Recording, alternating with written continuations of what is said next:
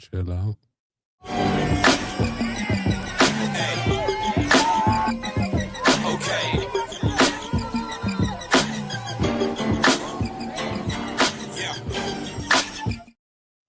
Happy Friday, TGIF. Dr. Tanya Evans, Dr. Tanya M. Evans in the YouTube chat already saying, Joy stays busy, but I so wish this was a daily show. Who's with me? Who's with me? Stay tuned. You never know. That could happen. Anything could happen. Happy Friday, everybody. Welcome to the Joy Reid Show. And notably, this is a national holiday.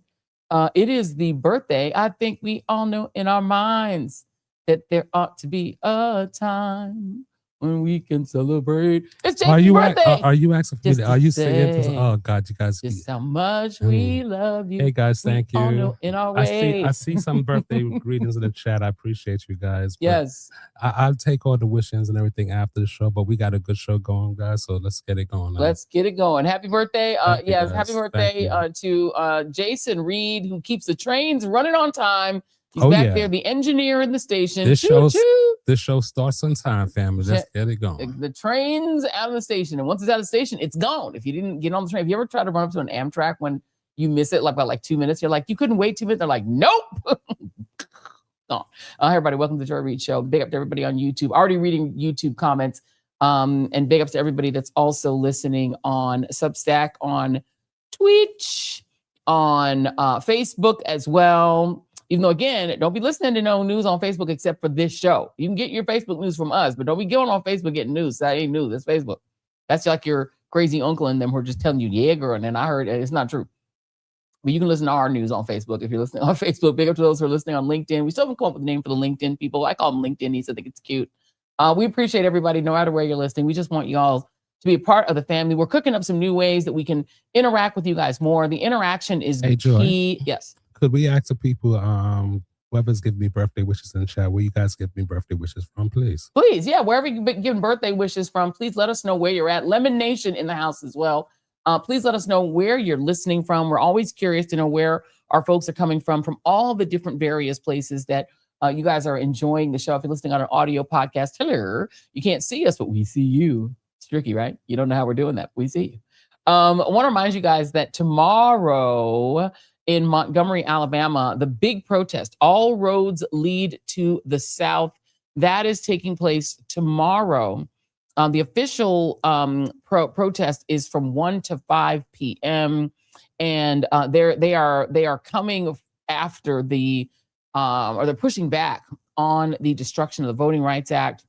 They are pushing back on all of the terrible things that have been done in the country to African-American voters, Black voters in the South. They're going to be in Montgomery, Alabama. They're going to be setting up there, and they're going to be protesting from 1 to 5. We will be live streaming that protest. We got Fresno, California in the house. Hello, Fresno, California. We got Rural Hall, North Carolina. We're going to be live streaming the event from 1 to 5 p.m. right here on this channel. So pop right back on the channel tomorrow. Big ups to Roland Martin. Roland Martin Unfiltered is the source of all of our live streams. And he's probably got about 100 different folks that are live streaming. So we appreciate Roland for making that happen. The one great thing about independent media is we all work together. It's not like I was actually having this conversation with Jennifer Welch of I've Had It. And we were having this conversation when I was on her show, is that's a beautiful thing about independent media is we're not like old mainstream media where we're like on different networks and we can't really even interact with each other and we see each other as competition. In independent media, we all work together in tandem. We all know the Midas people. The Midas people know these people. We know Don. We know everybody. We all know each other, and we work together to try to do right by the world and by the country because we're all fighting on the pro-democracy side. We appreciate each and every person that's a part of this independent media, but we'd also like for you to like and subscribe to us in particular. So make sure that you are supporting us by hitting that like and subscribe. The little thumbs up does a lot. The algorithm loves it, makes us very happy, makes the algorithm happy, particularly on YouTube. Hit that thumbs up, which is a like. You can hit that subscribe button if you're not a subscriber. Don't be a lurker. Who likes that? Don't lurk. Don't lurk around. Just go ahead and it's free. Go ahead and hit subscribe. Why not?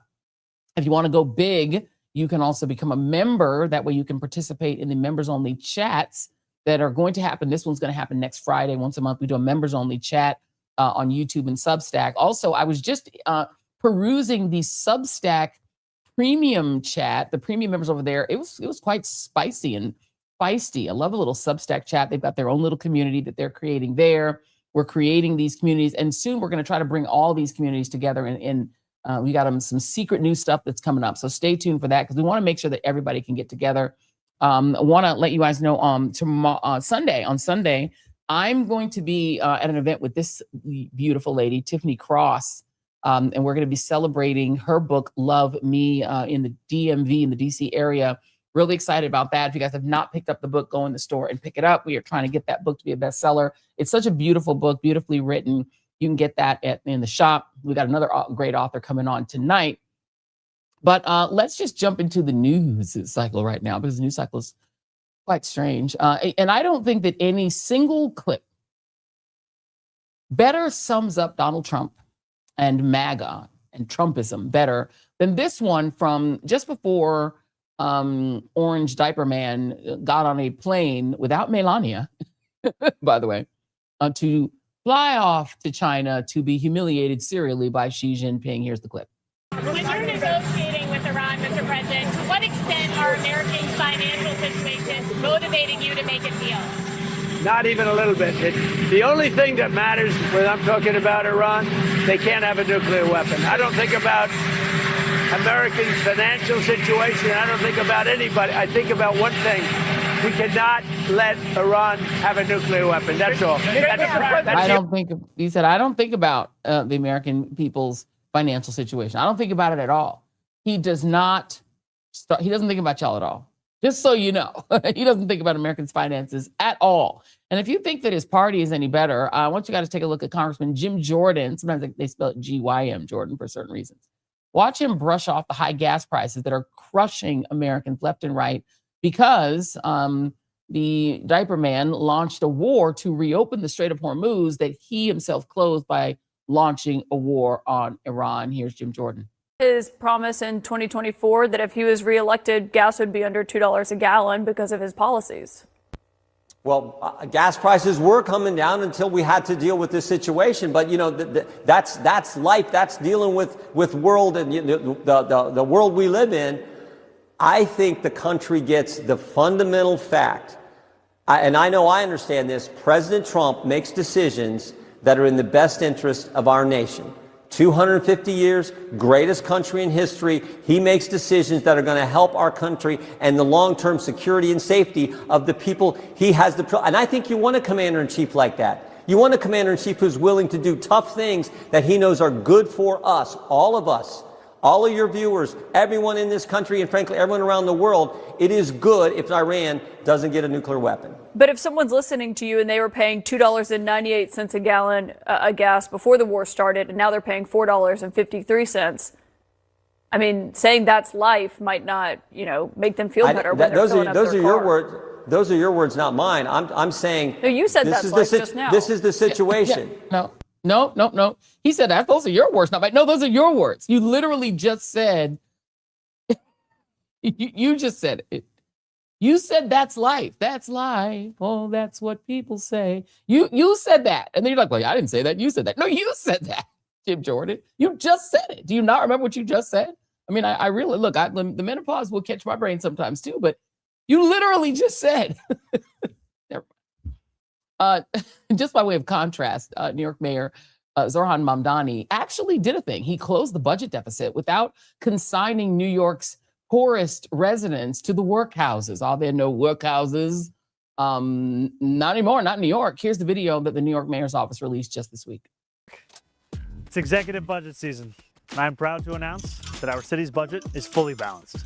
This budget isn't just about numbers on a page. It determines if our libraries get funded, if a street is safe to cross, if snow is actually shoveled after a storm. And you deserve to know exactly how we got here. We inherited a $12 billion budget deficit. We are speaking about a fiscal crisis at the scale greater than the Great Recession. Was the Great Recession? Great Recession. Many said the only way out of this was slashing services and passing an austerity budget. We rejected that.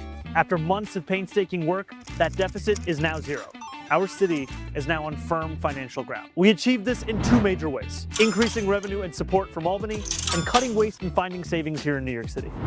Thanks to Governor Hochul, State Senate Majority Leader Andrea Stewart-Cousins, Assembly Speaker Carl Hastie, and months of organizing from New Yorkers, we tax the rich. That tax alone will raise $500 million per year. And that's not all. Thanks to Governor Hochul and our partners in Albany, we finally got a better deal for New York City. We're getting billions more from the state to help tackle the gap. At the same time, we've been poring over the city budget to identify savings. We reduced unnecessary overtime and found smarter ways for government to deliver services. This all added up to $1.77 billion in total savings. Our budget isn't just about closing deficits. It's about building a city New Yorkers can actually afford. On day 8 of our administration, we announced a historic partnership with Governor Hochul to finally deliver universal childcare. That's $1.2 billion in new funding from Albany. And this was just the beginning. Investments in citywide trash containerization, cheaper groceries, safer streets, relief for taxi drivers are all on the way. And we're increasing funding for libraries, parks, and cultural institutions. I promise to make sure you were part of this budget process every step of the way. This is your city. These are your tax dollars. And this budget should reflect your priorities. We're proud to put forward a budget for the working people of this city. And we're going to do it again next year, and next year, and next year, and next year. So, just to be clear, New York's financial capital, which is financial capital of the United States, now has a balanced budget. By the way, Politico, they couldn't even bear to just give the man credit by himself. Do you see the Politico article where they're like, well, with the latest lifelines from Hochul. Yeah, he just said that in his video too. But you give the man credit. I mean, he negotiated it. And they managed to clear their debt. And like he said, they're not going to make poor people poorer to do it. They're actually taxing rich people. Voila. Surprise, surprise. That actually works. You know, I know what I just really quickly, just napkin math. I looked it up. You know what our national debt is? $38.954 trillion. $38.95 trillion. That is the equivalent to a national debt service of $300 billion a year. It's like what, $40,000 per family that you owe to pay our national debt, because we can't do what the mayor of New York can do, because we have to pay $1.5 trillion in defense spending. We have to get the slush fund to the whiskey guy in the Pentagon. So there's where we are. But the big news this week is, and climbing. That's correct. And climbing. 38 trillion. And that means your grandkids will still be paying it, including for this war in Iran that we have no idea how much it costs. But meanwhile, the big news out of China is not only did a Trump Secret Service agent get into a scuffle trying to bring a gun into a space they weren't allowed to, and it was a totally embarrassing moment. Trump, tried to wriggle out of the awkwardness of a headline that Xi Jinping failed to greet him, first of all, on the tarmac, but also now views the U.S. as a decaying regime. China's attitude toward the U.S. is that we are a regime in decline and that China is on the rise. He's very confident that this is the Chinese century. And Trump said, well, he meant Biden. No, honey, he meant you. Trump's trip can pretty much be summarized by this embarrassing senior moment. Take a look. Chinese now love basketball and blue jeans. Chinese restaurants in America today outnumber the 5 largest fast food chains in the United States, all combined. That's a pretty big statement.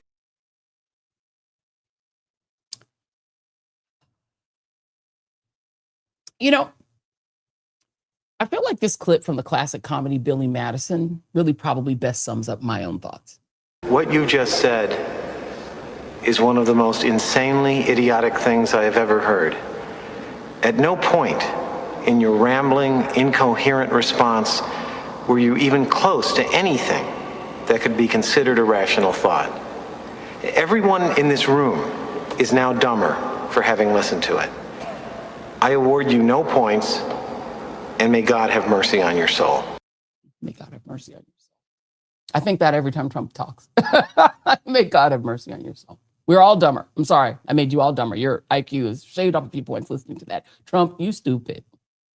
Oh, but wait, there's more. Trump has apparently miraculously changed his mind after just a few days of flag-waving airport greeters and being in the presence of an actual dictator for life who makes, dictators make Trump swoon so hard that he's now perfectly fine with China buying up American farmland, and to MAGA's horror, and the America First people are very verklempt about this, with letting 500,000 Chinese students enter the U.S. and maybe stay.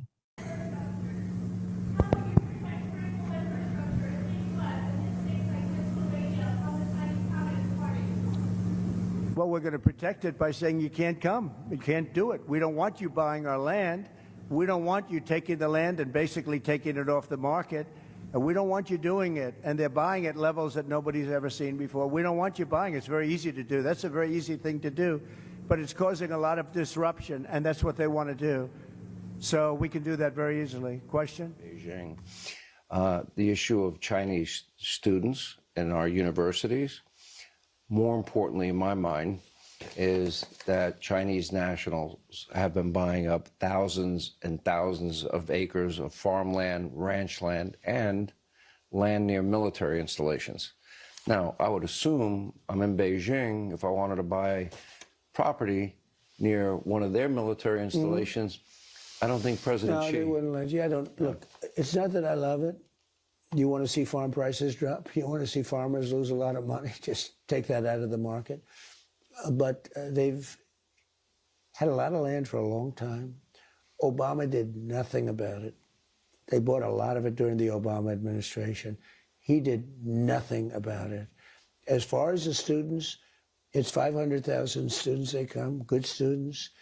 I could tell them, I don't want any students, is a very insulting thing to say to a country. They would then immediately go out and start building universities all over China. But if you don't have those students, good students, by the way, if you don't, and we do another thing, you know, if they're good and they want to stay in America, we won't give them a green card and things like that. You know, and that, not only them, but other countries. But if you want to see a university system die, take 500,000 people out of it. And you know, the ones that won't be hurt are the top schools. The top schools will do fine, but your lower schools, the ones that don't do quite as well, they'll be dying all over the place. I frankly think that it's good that people come from other countries and they learn our culture, and many of them want to stay here. I think it's good. Well, welcome to the resistance, Donald. The first clip was him in 2025 saying, oh, no, they can't come buy our farmland. We're never going to let them do it. Obama. Obama ain't been president since 2013, buddy. He left on January 20, 2013 at noon. Like he ain't been president for a really long. What are we doing? I'm sorry, 2016. Sorry, 2016, 2017, January 20, 2017. He was reelected in 2012. My brain. But he hasn't been president since then. You know, after Obama left, you were president. So then you were president because he left in, January 20, 2017 at noon. Then he was gone. So he hasn't been president for a really long time. So you can't talk about him anymore. And also, you now are for Chinese students coming and studying here and learning our culture? Really? Okay. Well, welcome to the resistance. But the real story out of the China trip was who also got to be there. In addition to the alleged sex pest and Rush Hour 4, if he ever gets it made, director Brett Ratner, there were a whole bunch of CEOs. On the taxpayer-funded plane were Elon Musk of Tesla and SpaceX, Jensen Huang, CEO of NVIDIA, Apple's Tim Cook, BlackRock's Larry Fink, Boeing's Kelly Ortberg, among others. And since Melania again didn't go, obviously you had to have a member of the Saddam Hussein family. Uday perhaps was too busy partying in his private DC social club. So Qusay decided to attend with his jolly wife, Lara Trump, who got a very, let's just say, angry response online after she posted her fun selfie about taking the fam on a little pleasure trip to China. And she put the China in it because she thinks that's really funny. And everybody on there was like, F you, grifters. This was her post where people, there's the Trump walking with big zooms. Yeah, people didn't like it. Okay. Remember the good old days when MAGA shrieked about Hunter Biden profiting off his father's presidency because he sat like on a board of directors or something and did art? Those were the days. The grifter family is in full swing. Maybe Eric, whilst in China, could work on how to get the manufacturing completed for his formerly promised to be made in America Trump phones and get them out of the workshop. You could probably visit the workshop and see if maybe they're working on those. So those are supposed to come from China, apparently, and get into the hot little hands of Trump's easily duped fan base, who paid $100 just on the promise of maybe getting a phone. They're apparently now shipping them out. But they've replaced the built in the USA. That used to be what it said on the scammy Trump mobile website. Now, instead, it says that they are designed with American values in mind, but not designed or made in America. But they do say that final assembly will happen in Florida, of course. There is always a scam. Emoluments clause, that's for the little people. Join me now. Don't forget that the devices are going to be manufactured likely in China. Yeah, they're made in China. I mean, while they're there, I'm sure hopefully Eric and Mrs. Jaina maybe visited the factory, because that's where they're making the phones. Good luck with that. And then they said there's some sort of final manufacturing in Florida, but the people haven't gotten their phones. They're very upset about it. They're making TikToks about how they haven't gotten their phones. By the way, they're making their TikTok videos on a phone. So you want to replace the phone you're making the TikTok video on with a phone from Donald Trump, and you're mad because you don't have it yet. So you're going to be on your other phone talking about the fact that you don't have a Trump phone, but you paid $100 for a Trump phone that was just a promise of a phone. It was a concept of a phone. You may not be that smart if you need it. Join me now. It's David Cay Johnston, Pulitzer Prize-winning investigative reporter, author of 3 best-selling books on Trump, and a professor at Rochester Institute of Technology. More importantly, my friend. Hi, David. Joy, good to see you. Good to see you. Have you got your Trump phone? No, and after all, if it's not going to be made in America, and that was the promise, I think that I can just go right ahead with an Android phone or an iPhone and get the same thing. You could literally go to the mall in one of those little kiosks, buy a gold-colored phone case, and put a sticker that says Trump on it. It would be so much cheaper if you were literally giving a $100 deposit for a Trump phone. You really might not be that smart. I'm just saying, it may be a sign of a lack of But, what their hope obviously is that the poorly educated, who Donald claims to love, won't read or recognize the difference between a made in America phone and a phone where they slapped some label on it in Florida before they sent it to you long after it was promised. Right. And it was definitely made in China. All right, let's talk about sort of what comes of this trip. I don't know what you sort of took from it, but I think other than the foolery of having all of these CEOs there groveling and begging for money and contracts, which they all apparently did quite well at, is this warning from Xi Jinping that he said effectively, didn't announce it, but said, if we come for Taiwan, you will do nothing. And that seems a little bit ominous to me. Well, it is. And eventually China is going to take back Formosa, but the Chinese don't operate like we do on 90-day profit cycles and 2-year election cycles. They think we're here forever.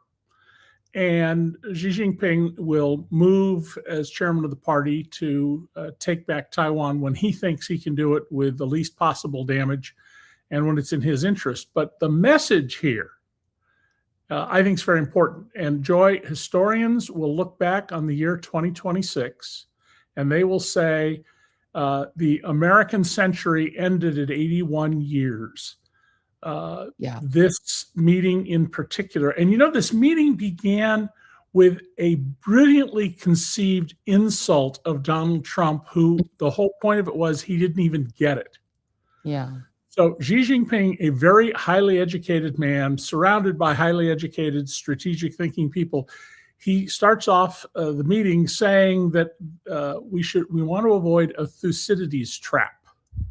Now, I used to teach the law of the ancient world, so I could tell you that this was the concept that when one power is rising to supplant the existing dominant power, it likely leads to war. In fact, there was research done at Harvard that showed that in 12 of 16 cases they examined, it led to war.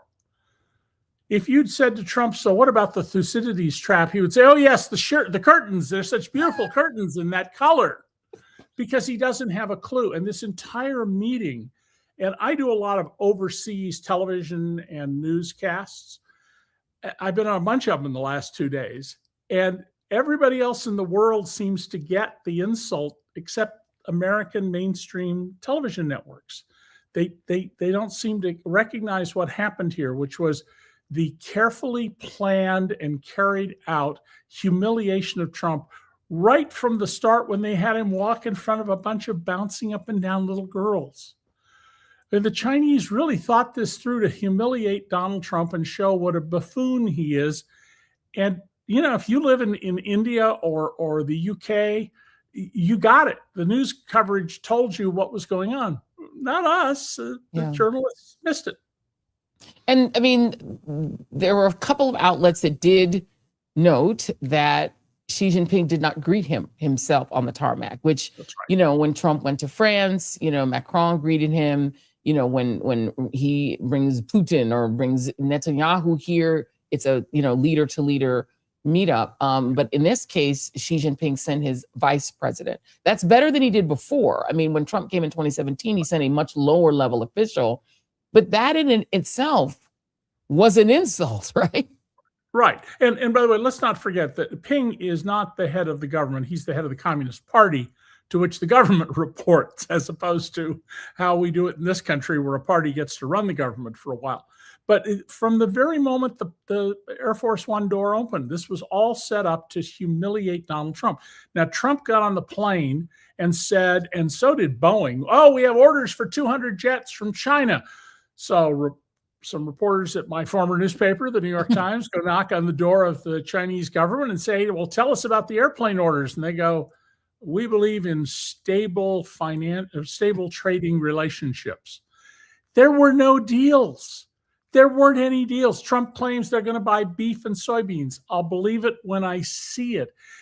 Donald said Trump's going to help with the war in Iran. Why would Xi Jinping step in to help Donald Trump, who is twisting in the wind over this ill-advised war? The 5 presidents ahead of him all listened to the American military planners. We have really good military planners, really good. And they all told him the 6,000 reasons you do not want to invade Iran unless you want to go in under the Powell Doctrine with an army of, I would guess, 500,000 people.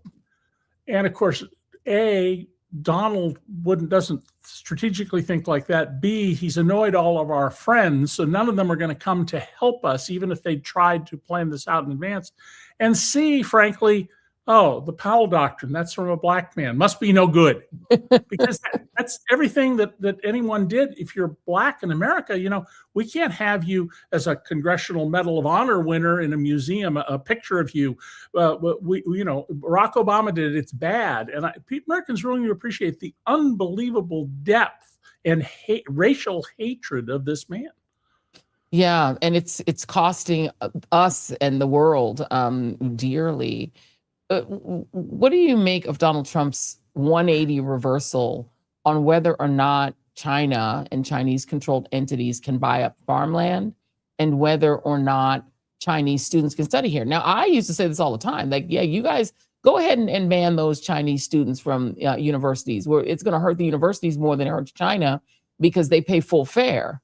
I've taught in enough, I've taught in a couple of colleges, and you have a lot of these Chinese students here, they're getting paid full fare. They're not on student aid. And so I used to say that. Now, Donald Trump agrees with me, but he's taken it further. He's essentially signed off on the idea that China and Chinese-controlled entities can buy up our farmland. I thought he was America first. Well, this is a great example of why I say using the word strategy and Trump in the same breath is an insult to the word strategy. There is no strategy in Donald. And you're absolutely right. The professoriate, we are earners of foreign capital, and we should be recognized that we are bringing foreign currency into this country. People want to learn from us. But there's no principle in Donald. There's no philosophy underneath things. There's no understanding. I mean, he is so appallingly ignorant. And I wish 15 years ago when I started saying that, and it was Lawrence O'Donnell and me saying, Donald, here's who he really is, and basically nobody else in national journalism, they would have listened, and the politics reporters didn't. And by the way, a little thing to think about. I've had now several students when I taught at Syracuse's Law and Business School and now at RIT who are Chinese and went through Western-style education. The Communist Party has been experimenting with getting away from your professor is always right, and you will sit there and say nothing but yes, sir, into Socratic method teaching. And those students, boy, they are the most impressive students I have ever taught. So you take the rigorous thinking demanded of the well-educated Chinese and logic and reason, and then you add to it getting away from the you are just a cog in the machine, and promoting individual thought, China's just going to run by the rest of the world. And why? Because they're out there, electric cars, solar fields, wind turbines, investing in pharmaceuticals. And what are we doing? Vaccines kill people. Wind turbines kill people. And solar, well, when the sun goes down, it doesn't generate power. Therefore, it's a useless product, because we've never heard of something called a battery. And we are 100% reliant on oil. And I think Americans kind of it confuses people that we are a net exporter of oil. We produce more oil now than we ever have in the history of the United States, maybe in the history of the world. And yet gas prices are through the roof. I just filled up my truck, was $5.62 a gallon. And people don't understand it, that the global market for oil, it's a global market. So it doesn't matter that we're producing more oil. But at the same time, I just think people are underselling the threat that China poses to the petrodollar. It has to do is say trade in yuan, and that's it. Yeah. Well, they've already done some trades in yuan. Americans, I don't think, appreciate how much the US dollar is a subsidy to us. We print billions of dollars that people are holding in their sock drawers in Egypt and places like that. When my wife and I were falling in love 45 years ago, we went to Egypt to see her sister, who was a low-level diplomat. And we turned $500 roughly in cash into the equivalent of $6,000. And we're suddenly rich instead of being broke. Yeah. And all over the world, you can do this in various places. Yeah. And as soon as China succeeds, even in moving it to the euro as a more trustworthy, stable currency, then we're hurt by this. And what's happening right now around the world, and I've done some videos at DC Report about this, is other countries are forming new trading alliances that exclude us. They're just going around us because they don't need to deal with this madman who doesn't know what he's doing. And Xi sits there and he isn't worried about tariffs because A, China doesn't pay him, something Donald doesn't get, but B, they're going to get refunded. And in the meanwhile, he's busy shifting their whole economy to export to other places. Yeah. The Chinese are thinking way ahead. They're buying farmland and water rights in Africa. They are investing in ports and railroads that will allow them to control infrastructure. They're developing their own aircraft. They haven't been very good at that so far, but they're working on that. Yeah. And what are we doing? We're chasing a past that didn't exist. We're reviving Jim Crow. We have a Supreme Court with 5 white supremacists, one of whom's whole life goal. We should applaud John Glover Roberts, the Chief Justice of the United States, because he's achieved his lifetime goal of killing the Voting Rights Act. That's what he was hired to do in 1981 when Ronald Reagan became president. He was fresh out of law school, and he is a brilliant lawyer. You got to recognize that man is a brilliant lawyer, and he's stuck to his knitting, and he's gotten what he wanted, he thinks. Yeah. And then we have the self-hating black man who joins them, Clarence Thomas. By the way, this twisting of hands and being upset by Democrats about the redrawing of districts, I don't think that's going to be a good thing for the Republicans, because they're going to have to take districts that are 55, 58% R and turn them into districts that are 51, 52, 53% R. That's right. Democrats want to win those elections. They only have to do a single thing: get people to the polls, get them registered, and make sure they cast ballots. That's all it takes. Yep. But in the meantime, China is going to pursue its interests with its highly educated, strategic thinking, patient leadership. And we are going to fool around with vaccines kill children. As one Chinese, I think it was a professor, said, China's been around for 5,000 years. You guys have been around 250. We are patient. We can wait. We'll wait you out while your little empire declines. Before I let you go, I have to let you comment on the fact that the Wall Street Journal, they have uncovered the individual who apparently is helping to rage bait Donald Trump. This is a White House aide whose job it is to go around with a digital printer and print out crazy tweets, crazy things from Twitter, crazy things from TikTok for Donald Trump to post on his Truth Social. She apparently is the person who came up with the the Obamas as monkeys clip, all of those things. And this is apparently her job. And there are some White House aides who are getting annoyed by it because this young woman walking around with a digital printer, she prints out the rage post, gives it to Trump for him to review. And apparently this is what he uses to calm himself. This is his binky. And, pictures that can make him remember how much he hates the Obamas and racist craziness is literally what he comforts himself with. And then he stays up all night long while either she's posting it or he's posting it himself.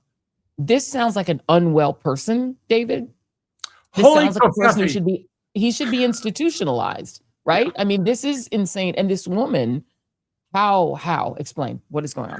Well, holy covfefe. You'll notice that a lot of the bad typing Donald has and the bad language is much more polished. So it's been known for some time somebody was doing this. I had no idea who. But Donald is as his frontal lobe dementia. A whole lot of doctors who work in this field, some I've been on TV with at the same time, have said he has frontal lobe dementia. As this sets in, he is going to retreat into what's comfortable. He's going to constantly stoke these grievances he has, because after all, if there's anybody in America who's been mistreated and not gotten what he deserves, it's Donald Trump. And someone like this appeals to exactly what he wants. He wants to stoke other people's outrage and upset. And this is how Donald's always been. Just never forget this. Why did Donald Trump let Wolf, the author, Michael Wolff, right? When he was number one bestseller, I was number two. Which, why did he let Wolf into the White House, which caused him enormous grief? Because he read the headline in a Hollywood Reporter article and loved it, loved the illustration, and didn't read the article. And if he'd read the very first paragraph, he would have realized, this is nice. It's like, you want to invite me into the White House now, Donald? So this is how Donald operates. And he doesn't get enough sleep. We know that. He keeps falling asleep, although frankly, I've long wondered if that's because he's diabetic and not being perhaps properly treated. Because if you look at the times he falls asleep, they're like 90 minutes or 2 hours after we reasonably assume he ate a meal. And could that explain the big cankles too, the swollen ankles? That's interesting. I don't know. Well, if he has congestive heart failure, I mean, a whole host of conditions because this. Donald Trump is in very bad health. There's no question about that. We can all see that. The fact that they keep sending him for cognitive tests, he brags about. Somebody very smartly persuaded him, you should brag about this, when no, it means they're worried about your mental condition. And every one of these midnight tweet sessions, they embarrass us in the rest of the world. It's unbelievable. And the questions I used to get asked on overseas television shows where I appear all the time have so changed from a few years ago. It used to be, well, come on, Donald Trump's really a great man. He's, people don't appreciate him. And now it's, well, why are you dealing with this buffoon? Can't you somehow replace him? He's obviously crazy. Just a huge shift. And that includes the Middle East countries that have me on. Yeah. It is. We're in a bad place, and we're in a bad place while we are declining and China is rising. Welcome to the Chinese Century. David Cay Johnston, always a pleasure. You guys can follow everything DCJ at dcreport.org. You should definitely be reading dcreport.org. You can get all of the great stuff that David puts out there. Thank you, my friend. Thank you, Joy. Appreciate Have you. a good weekend. You too. Well, just in time, the Joy Reid Show is brought to you by Willie's Remedy. Jason, I think we might need this one right now to come around. Look at this. This is Willie's Remedy. Yeah, perfect. Oh, you haven't opened that one yet? Excellent. No, you can see this one's open already. Oh, so you tried it already? Yeah. Okay. Oh, yeah. Oh, we're brought to you by Willie's Remedy, guys. I bet you will. Are you tired of worrying about waking up hungover and worrying about what happened last night? Well, now you can have fun and relax and de-stress without any of the regrets with Willie's THC-infused social tonic. For anybody trying to be more intentional this year, Willie's gives you that social uplifting buzz without breaking your goals. Kicking off the new year with fewer hangovers, Willie's is the perfect upgrade to upgrade your resolutions, and you'll actually thank them for it. What kind of moment is perfect for Willie's? Well, what about unwinding after a long day, socializing without alcohol, getting creative, or I don't know, maybe reading the news and being freaked out and needing to just chill.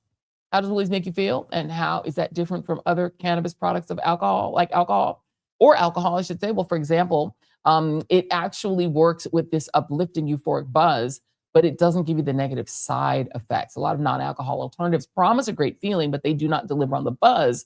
With Woolies, you'll feel relaxed and euphoric in only like 15-ish minutes. And it really is helpful to solve this issue of wanting to take the edge off and relax, but you don't want to drink alcohol.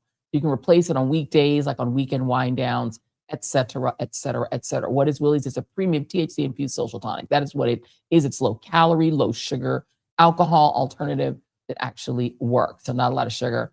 We love that as well.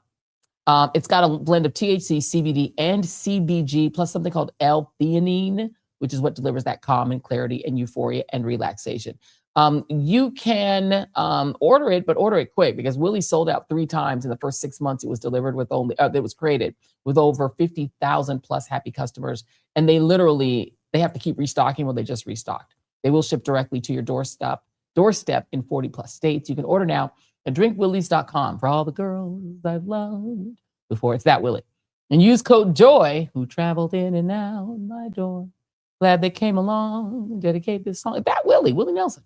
For 20% off your first order, plus free shipping on orders over $95, and enjoy life in the high country. We love Willie Nelson. Somebody in the comment just said, Joy, since you've tasted it already, well, how does it taste? It tastes good. It's like, it doesn't taste like alcohol, but you have to drink a little, and it gives you a little euphoria. You don't have to drink a lot. This is why it lasts this long, because you drink just a little bit. But it's got kind of I can't really describe the taste. It's like, if you ever had anything with hemp in it, it's got a very mild taste. It doesn't have a strong taste. It's not like absinthe that has that really strong taste. It's got like a really mild, easy flowing taste. It's actually really good. I have somebody who's tried it in the comments, says it's really good. Jay Schwarmy, I think 240.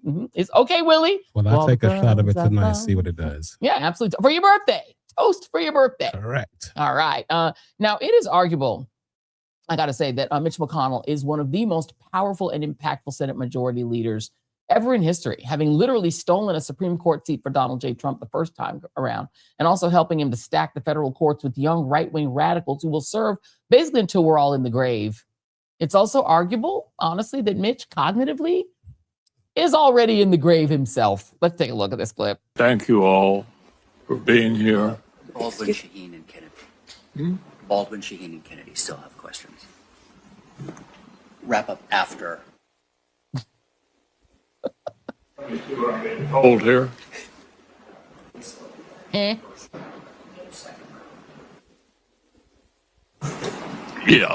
Obviously, there's not a whole lot of time for a second round, so we'll get through everybody. And Senator Murkowski, I appreciate your taking over.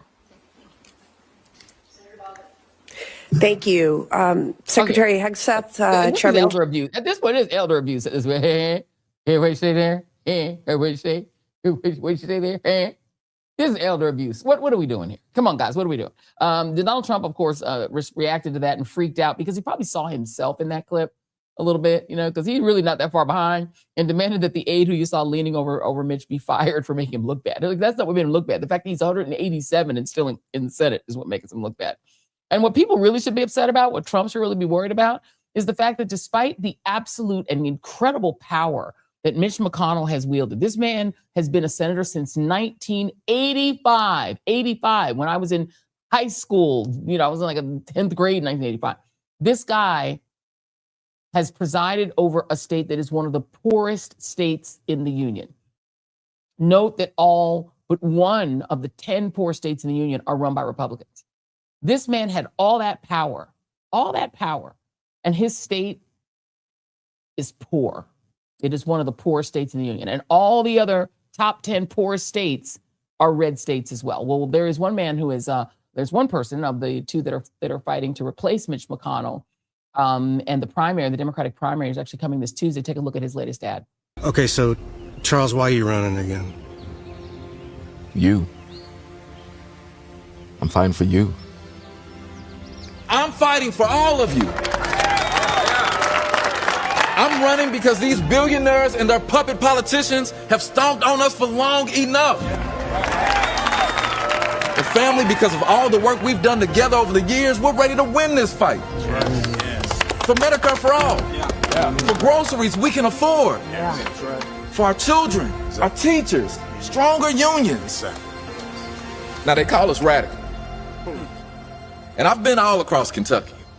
And what I know is fighting to put an end to the corruption in Washington, an end to rising costs we can't afford, an end to sending our loved ones into endless war.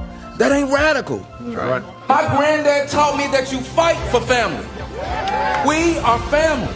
Yeah. And what we know is when we fight back, that's right. And Charles Booker joins me now. By the way, y'all, the race is on Tuesday. The primary is on Tuesday. Hey, Charles. Hey, Joy. It's good to see you.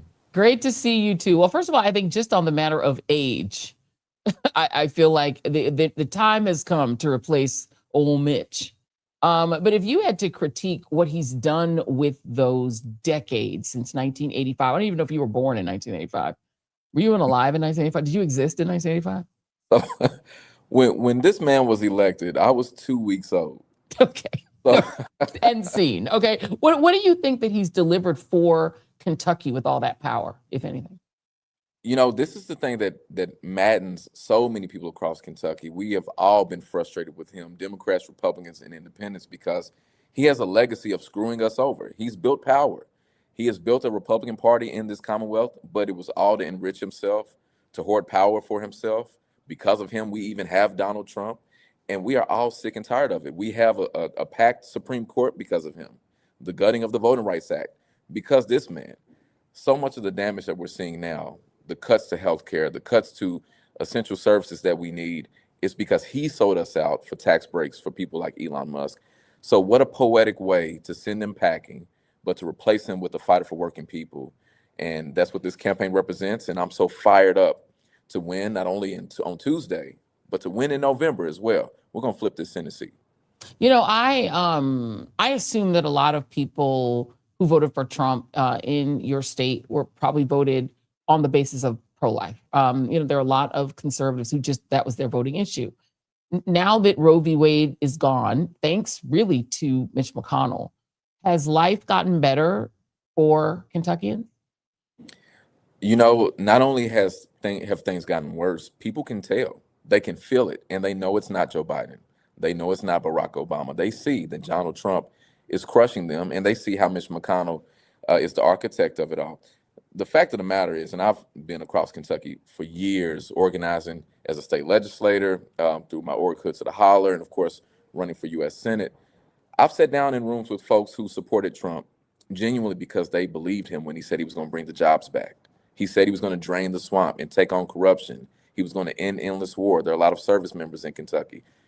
A lot of folks desperately took a chance. And if you look at the map, a lot of people who voted for Trump voted for Bernie Sanders too. We have a Rand Paul and an Andy Beshear. So people are just looking for anyone who's going to fight for them. And of course, a lot of us knew he was BSing. But to see so many Kentuckians realize in painful terms that Trump does not care whether they live or die, it hurts, but it's also allowed people to sort of wake up to the fact that if we don't change things, we're going to continue to lose our loved ones. And that's why this campaign has been a rallying point for so many people. Organized labor is getting behind us because of this. Grassroots organizations, a lot of regular folks know their voice has to be heard. And these No Kings demonstrations across Kentucky, they're not just Democrats. They're lifelong Republicans that are speaking up and speaking out. And I'm proud of the fact that we're fighting back. I want to play you this Thomas Massie clip because, you know, it seems that, you know, you want to talk about people who voted for Trump. I'm quite sure Massie probably did, right? Who knows? But I would assume he did, and most of his voters did.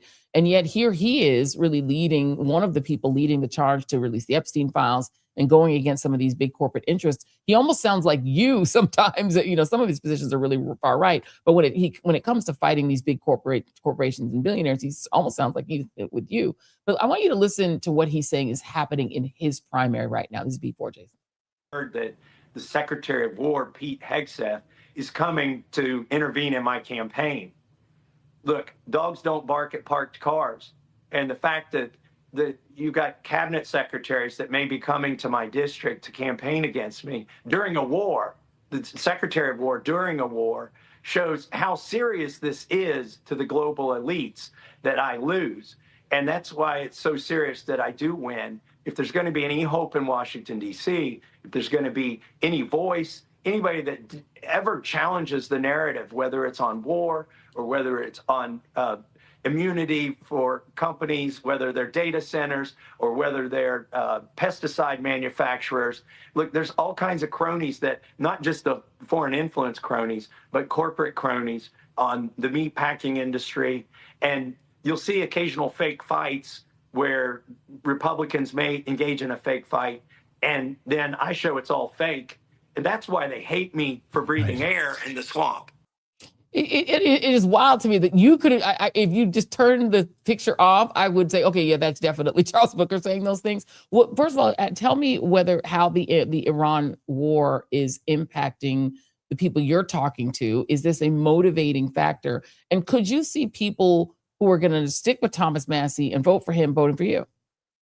Absolutely. And you're right. There are times when a broken clock is right twice a day. And in this case, and also when it comes to the Epstein files, we've seen Thomas Massie be one of those voices of accountability to speak out against corruption. And I've commended him for it.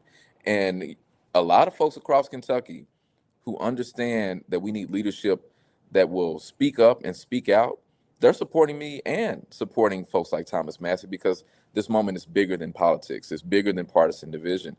And I'm glad to see some of our colleagues find a little bit of courage, and he's getting a glimpse of what it looks like to speak the truth. And I've told everyone, I will work with anyone who is fighting for the people of Kentucky. We need leaders who will protect working people and not the Epstein files. And as you mentioned with Iran, this is a war that no one asked for, is of course illegal, and Trump is enriching himself in our faces. They're manipulating the markets. They are destabilizing our economy, and it's hurting Kentuckians. The costs are rising here. It's hurting our small family farmers. It's hurting small businesses. And again, they know who's doing it. So it creates an opportunity for us to build new coalitions. And that's why this race is so powerful, because we've been organizing for years on issues, not about Democrats or Republicans, but about humanity, about the challenges we face. I'm from the hood. I'm from the struggle, grew up in poverty, and speaking out on the fact that we need Medicare for all. If we're going to fund endless war, why are we not funding Medicare for all? And in fact, let's end endless war. Let's make sure that our children have the care they need in a state that's been one of the poorest and sickest states in the country. People are fed up, and that's why they're getting behind this campaign. And again, I think this is the type of race the country needs to see, the world needs to see. We're fighting for democracy at a time when it's needed more than ever. So I assume that if you were in the Senate and you were presented with Pete Hegseth's $1.5 trillion budget, I'm assuming you would vote no? Oh, a hard no. And you know, this is another reason why I'm so loud about how important the Senate race is. Just by the numbers, we flipped Kentucky. We're flipping the U.S. Senate. And I think about, again, Mitch McConnell screwing us every step of the way. This man voted for Hegseth. He's voted to give Trump everything he's asked for, and he knows better. And we have to clean this mess up. I'm very clear. Trump needs to be impeached, removed, and arrested. And we need to finally have an agenda that centers working people. And that means no more funding for endless war. We cannot fund genocide. We have to fund the investments in our people. And I'm going to fight for that. Medgar Evers was just awarded a posthumous law degree by the Mississippi College School of Law. Of course, he was denied the opportunity to live his dream and go to Ole Miss Law School. He never got a chance to do it, so he supported another man who tried to integrate Ole Miss. But Medgar Evers at the same time may have his name stripped off of a battleship by that same Pete Hegseth, who's going to be coming to your state to campaign against Thomas Massie. What do you make of his leadership and his erasure, really aggressive erasure of Black people, and his reinstitution of lauding the Confederacy and putting up Confederate statues and, you know, reestablishing kind of the praise for the Confederacy from the military? You know, he's a fraud. It's sick. It's exhausting. People are tired of it, and it's exposing their plan for Jim Crow. Their plan to lean into white supremacy, and it's hurting everybody. Even folks who voted for Trump. They were looking again for the swamp to be drained, not for this mess. And while they're trying to weaponize hate, we're showing love in action here. We're showing faith in action. We're building community. We're providing mutual aid. We're showing that even if the government is going to turn its back on us, we're still going to look out for each other. And I'm just leading the charge and being the tip of the spear and saying that the government we pay for should be accountable to us, accountable to our voices, accountable to our history, accountable to our needs. And we're not going to let them use racism as a wedge to drive us apart anymore. That's why Hood to the Holler is so critical.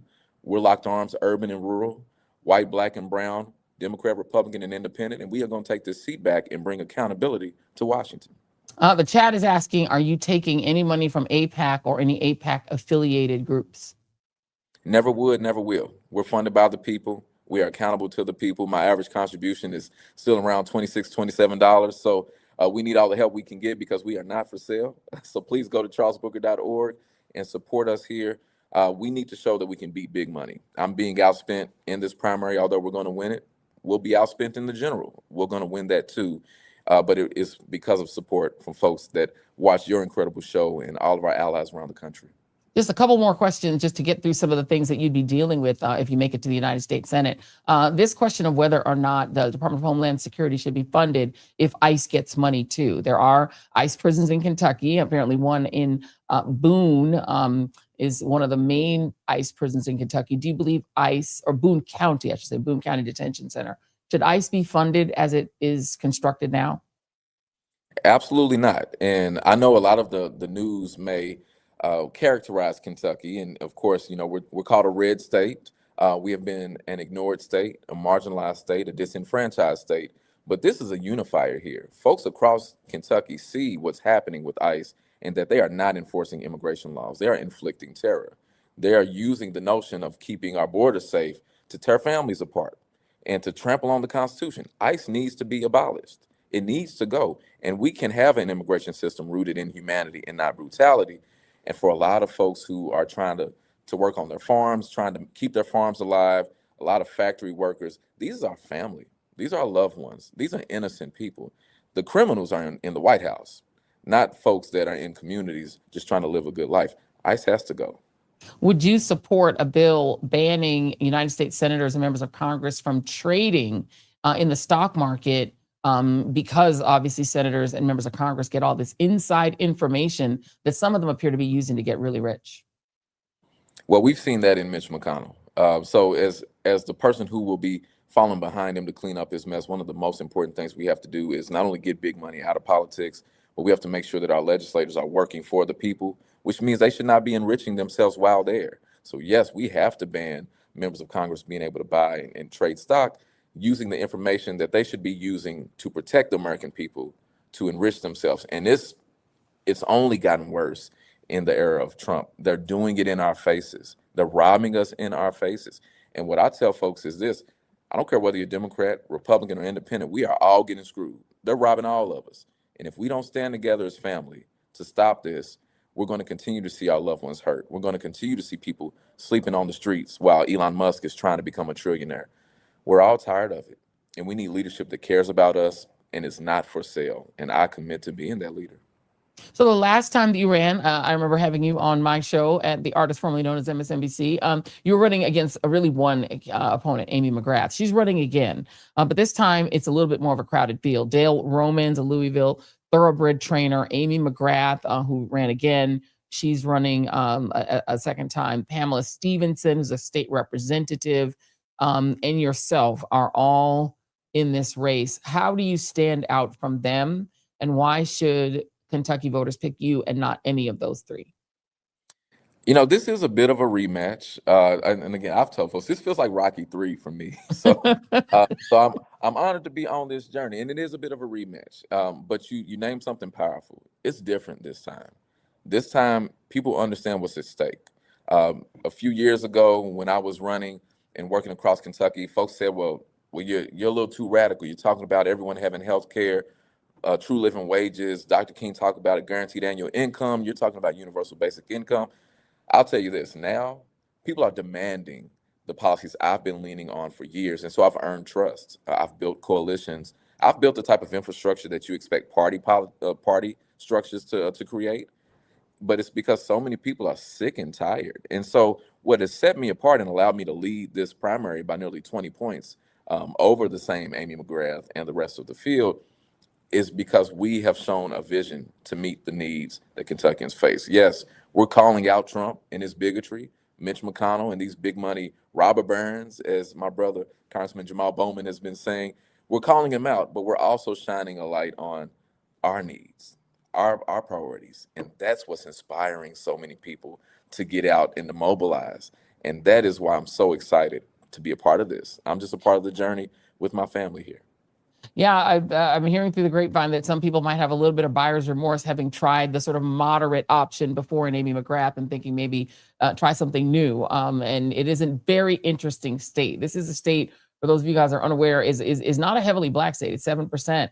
But Charles has crossover appeal and has to cross over in order to win. But I always tell people, I'm reading these articles saying it's a red state, but the governor is literally Andy Bashir. Like the governor, and his dad was governor. It's like he's literally a Democrat who won statewide. Hello, every state is just an either a funded state and a paid attention to state, or it's an ignored state. Come on, Democrats, wake up. Charles Booker, give your website so people can support you. Oh, I think we have it on the air. Go on. CharlesBooker.org, CharlesBooker.org.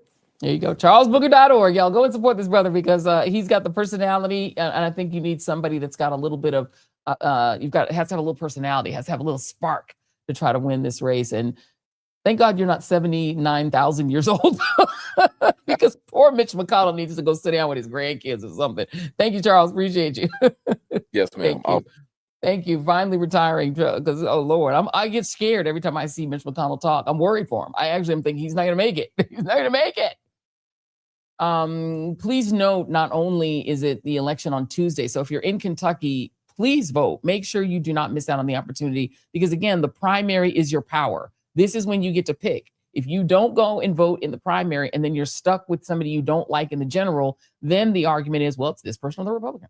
I also want to note that in the state of Georgia, today is the last day to early vote for governor. I believe polls just closed at 7 p.m. So early vote is done. Hopefully, if you wanted to early vote, you did it. That was the Supreme Court seats and also the governor's seat. So we'll have updates for you on Monday, how that went. But I want to welcome you all to hour 2 of the Joy Reid Show. Be sure to hit that like and subscribe button. Definitely hit the little thumbs up. That is like, if you like the show. Also hit share if you'd like to share this with a friend and let lots of other people know that you love the Joy Reid Show. And also put in the comments why and where you're watching from, and a little bit about yourself. We want to get to know each and every one of you. Want to note that this hour of the Joy Reid Show is brought to you by our friends at Fast Growing Trees. So this is one of my favorite sponsors because I get to actually look at the products of this sponsorship in our backyard, and it's gorgeous. We love it. It is America's fastest and most trusted online nursery with thousands of trees and plants and more than 2 million happy customers, including us. They have all the plants that your yard and home needs, including beautiful fruit trees, privacy trees, flowering trees, shrubs, house plants, all grown with care and guaranteed to arrive healthy and beautiful. It's like your local nursery, but anywhere that you live with more plants than you'll find anywhere else. Whatever you're looking for, Fast Growing Trees helps you find options that actually work for your climate, your space, and your lifestyle. Fast Growing Trees makes it easy to make your dream yard. And this is the best part. You click, you put in your zip code. It tells you what kinds of plants and trees are best for your environment so that they will thrive exactly where you live and in the kind of climate you live in so that you don't go wrong. You don't need a green thumb. You just get quality plants that you can count on that will work wherever you live. So you can just log on and get going, and you get support once you've made your purchase from trained plant experts who can actually help you plan your landscape, choose the right plants, and even learn how to care for them every step of the way. And again, we got our beautiful flowering plants, trees that we bought at 4 feet tall, and they already are getting cute little sprouts that are starting to blossom, and they're going to be cherry blossom trees when they grow big. And it's fabulous that we didn't have to grow them this big, from this big when they're little babies. You can actually get them when you can see them flower in season. And I absolutely love that. And now I want to let you guys know how you can shop conveniently for plants without having to go into a store. It's just effortlessly convenient, and you get that ongoing support, which is super, super important. Right now, they've got great deals on spring planting essentials, up to half off on select plans, and viewers of this show and listeners of this show get 20% off your first purchase if you use the code JOY at checkout, J-O-Y. That's an additional 20% off better plants and better growing at fastgrowingtrees.com. Use the code JOY at checkout, fastgrowingtrees.com, and the code is JOY. Now's the perfect time to plant. It's spring. Let's grow together. Use JOY to save today. Offer is valid for a limited time. Terms and conditions may apply. And for those in the chat who are asking, what is the code for Willie's? It's also JOY. We keep it simple around here because why make it complicated? Your life's complicated enough. So the code is JOY for Fast Growing Trees. The code is JOY for Willie's, for all the girls I've loved before. So South Carolina State Senate rejected the governor's plan to gerrymander that already super gerrymandered state even more, to zero out James Clyburn's seat, which happens to be the only Black-held congressional seat in the state that launched the Confederacy. I will note that I believe there have been 8 ever Black congressmen from South Carolina, and including the very first Black person ever to go to Congress during Reconstruction. But the only one in the modern era post-Reconstruction is James Clyburn. And I want you all to look at these maps, okay? 26% of the population of South Carolina is African-American, is Black. Yet if you look at these congressional districts, you can see that that one district, which is drawn to include basically all the Blacks, is Clyburn's district. But back in the day, if you go even back to the year 2002, the early aughts, Democrats used to traditionally win 2 seats. They could win that second seat up there. That seat was also blue. But that was gerrymandered. You can see in the middle of the screen, once the gerrymander happened and they merged 2 districts and they mushed these districts around, they reduced that 2 to 1. That was that first gerrymander. And now they wanted to go back and take a second bite at the apple and zero out that little blue at the bottom and make it all red. This state is 1/4 African-American. And the plan of the governor was to make it all red. That means a state where 25% of the population would be represented by white MAGA Congress people. And that's supposed to be representing their interests? Seriously? Seriously? Clyburn had publicly warned his state's Republican Party to be really careful playing with the Voting Rights Act in his state, because you just never know how it's going to play out, as Cay Johnston said. You just don't know. You have to make the red districts a little bit bluer to make the blue district really red, right? You have to divide that pie up and give a little bit of those Black people into those districts that didn't have any Black people. And that changes how things go. You just don't know how it's going to work. So he said, be careful. And the state Senate said, yeah, we agree. Even though they are a majority Republican state Senate, they said no. But now the governor wants to have a special session that would start next week to force it through anyway. Sounds about KKK to me. Now, the end of the Voting Rights Act has not come without protest. Take a couple minutes to enjoy this brutal read by a voter in the great state of Louisiana. Mr. Marchand, I'm having trouble understanding the writing of your last name. If you could state your name for the record, I'd appreciate it. All right. Did I turn that off? Okay. Here I go. I'm back on. I'm Marshawn Kamis. I appreciate the other people that I have up here, because I had something that I remembered to say, but that was about 7 hours ago. But just to kind of get to it, I'll try to get through as much as I can. The state of Louisiana in 2025 deported multiple children, one of whom was born in New Orleans and had brain cancer. Donald Trump got the pro-life, Bible-thumping Republican Party to say, yes, we want more of that. As a matter of fact, send Gregory Bovino down here to harass more people. So I have no doubt in my mind that the map's going to pass. If y'all can give us less than 0 seats, you would do it. Y'all do this under the orders of somebody that said the Civil Rights Act was harmful to white people, that it caused reverse racism. RFK said that Black children are overfilled on antidepressants and that they need to be reparented on different farms, all of them. Pete Hegseth constantly brings Doug Wilson to the Pentagon to give a prayer service. Doug Wilson is the same pastor that said that slave owners were on strong spiritual ground. I don't have no belief in no morality on anybody that followed Donald Trump. If you wasn't with this map, you wouldn't be underneath this president. You wouldn't be in your party. You would stand up. You would stand against it. You would speak out about it. So as far as I'm concerned, if you here as one of these Trump Republicans, you already showed us who you are. You showed us what you want to do. And I believe the country as a whole is rebuking your party. Y'all are in a death spiral. That's why y'all have to redistrict. That's why y'all have to cheat. That's why Trump got to go to Texas and say he entitled to 5 more seats. It's because y'all know what y'all doing is abhorrent. We letting our people die in Iran based on false pretense that Tulsi Gabbard and Joe Kent say it ain't real. Y'all okay with all that. So I'm positive y'all gonna be okay with the maps. But the beautiful thing is, the children that y'all have made and the people that's younger than y'all don't support none of this racism that y'all want. The MAGA party is the last breath of the Confederacy. And I'll be happy to see millennials and Gen Z bury y'all. There will be no more of your party. The midterms gonna come, y'all gonna get wiped out. Trump gonna get dragged out of the White House, and I'ma love every second of it. Because y'all loved every second of the suffering that he caused to everybody in this country. And worldwide, we starve in Cuba. We bomb Nigeria. We holding Zimbabwe and Zambia hostage for their minerals. We don't want to give them aid support. The pro-lifers that say all life is special, y'all letting kids die of AIDS. What part of your Bible say that? Point out the scripture.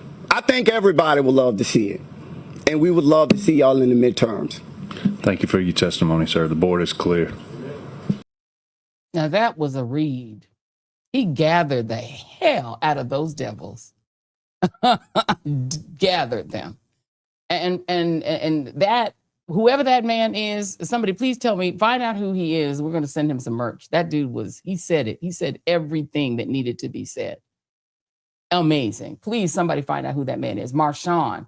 All right, we need to get Marshawn's information. I need to know who that is. And it's not just him. And it is not just in Louisiana. By the way, can I just show y'all the old and new map that is prompting that anger? This is the current map that you can see on the left, and the other map, which again takes a state that is nearly a third Black and says they only are entitled to 1 member of Congress of their choice. This is literally placing Black people back on the plantation in the South. In these former Confederate states, they're saying Black people are not entitled to choose any of their own representation. They will be represented by MAGA Republicans, period. And only MAGA Republicans. There will never be another Democrat of their choice in the Congress. The Congress will be only right-wing, corrupt, Trump-loving, crypto trading, insider trading MAGA Republicans who will allow the corruption to continue. I want you now to hear North Carolina. Here's a North Carolina voter, and he's reacted to the gerrymander that actually took place last year, but here is this voter's reaction. Are the wet dream of soft men who won't even look up from their phones to face their voters. These are men who lust for a world where the powerful do what they can and the rest of us suffer what we must. Jesus wept. So again, it is not just Black people. It's everybody that understands that the whole point here is to screw over everyone, to screw over Black people, to make way for the grift and the theft from everyone. Because if you remove Black people's ability to vote for the Congress members of their choice, and only MAGA gets to place all of the members of Congress in, then you're going to have a Congress that's going to allow maximum corruption to continue forever. If you can make sure that Black people can never again, because again, in the South, the majority of Democrats are Black and the majority of white people in the South are Republican. And it's much more extreme polarized voting in the South than there is anywhere else. So all you have to do to stop Democrats from being able to win is make sure that Black people cannot choose a member of Congress of their choice. And then that makes sure that Republicans control the whole state. They control the gerrymandering, the redistricting, they draw the lines, and they are all the members of Congress, meaning they go into the House and they sit there inert or do insider trading with the corrupt Trump regime. The corruption continues. Let me give you some breaking news on that front. I told y'all when Dina Dahl was on that the Supreme Court was going to suddenly reverse itself on whether or not political gerrymandering is okay. And they have now done exactly what I thought they were going to do. The United States Supreme Court today has rejected Virginia's bid to restore a congressional map that would have given Democrats a chance to pick up 4 seats in the closely divided House of Representatives. The court's order, this is AP, is the latest twist in the nation's mid-decade redistricting competition. It was kicked off last year when Donald Trump urged Republican-controlled states to redraw their lines and was supercharged by a recent Supreme Court ruling severely weakening the Voting Rights Act that opened up even more winnable seats for the GOP. In recent days, the justices have sided with Republicans in Alabama and Louisiana who hope to redo their congressional maps and produce more Republican-leaning seats following the court's voting rights decision. But today, they said, nah, Virginia's different. Democrats can't do it. I want y'all to once again, I told y'all that John Roberts was going to completely flip the script and suddenly openly political gerrymandering is not okay. They said you can't do racial gerrymandering, but now what they're saying is Democrats can't do any gerrymandering for any reason, whether it's racial or whether it's political. The only legal gerrymandering per the Supreme Court is when Republicans do it to make sure that the party that lets John Robert do corruption and lets Alito do corruption and lets Uncle Clarence do corruption and lets Gorsuch and Amy Coney Barrett's husband get rich, they all are corrupt. Kavanaugh won't investigate his FBI file. The Supreme Court is corrupt. They have now proven it to you. They have suddenly flipped the script on whether you can do political gerrymandering and made it clear that only Republicans can do it. If I'm Virginia, I would say, F you, Supreme Court, go get your army and let me see you enforce your ruling. I would do, if I were Virginia, exactly what Alabama did when they said you had to draw a second black district. Alabama said, F you, court, we're not doing it. They refused to draw the map that the Supreme Court ordered. They ignored them. And so now it is time for Democratic massive resistance. Virginia, go ahead and do your map. Don't go back to the voters. Only the Democratic states did a public referendum on whether to do this. California went to the voters, dragged that whole process out, made it take longer.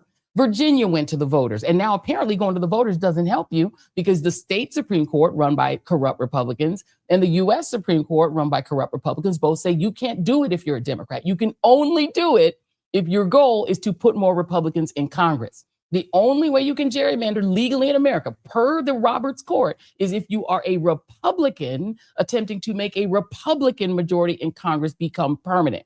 That's the only, they have now made it clear. It is straight partisan. You can only gerrymander if your ass is a Republican. If I'm Virginia, I would say, I'm not gonna put my middle finger up. I don't want to get tagged on YouTube, but my 5 fingers without these 3. Come and take it. I would say to the court, so sorry that you had wasted your time giving an order, but I'm not following it. Y'all go get ChatGPT, make yourself a map with no Republicans in it, put that map out and vote on that and tell the Supreme Court to go straight to hell. We're done. There's no reason to listen to these people. They are not legitimate. They are literally hypocrites. They can't even be consistent for a week. 1 week, they're saying you can do political gerrymandering. The next week they say, no, you can't.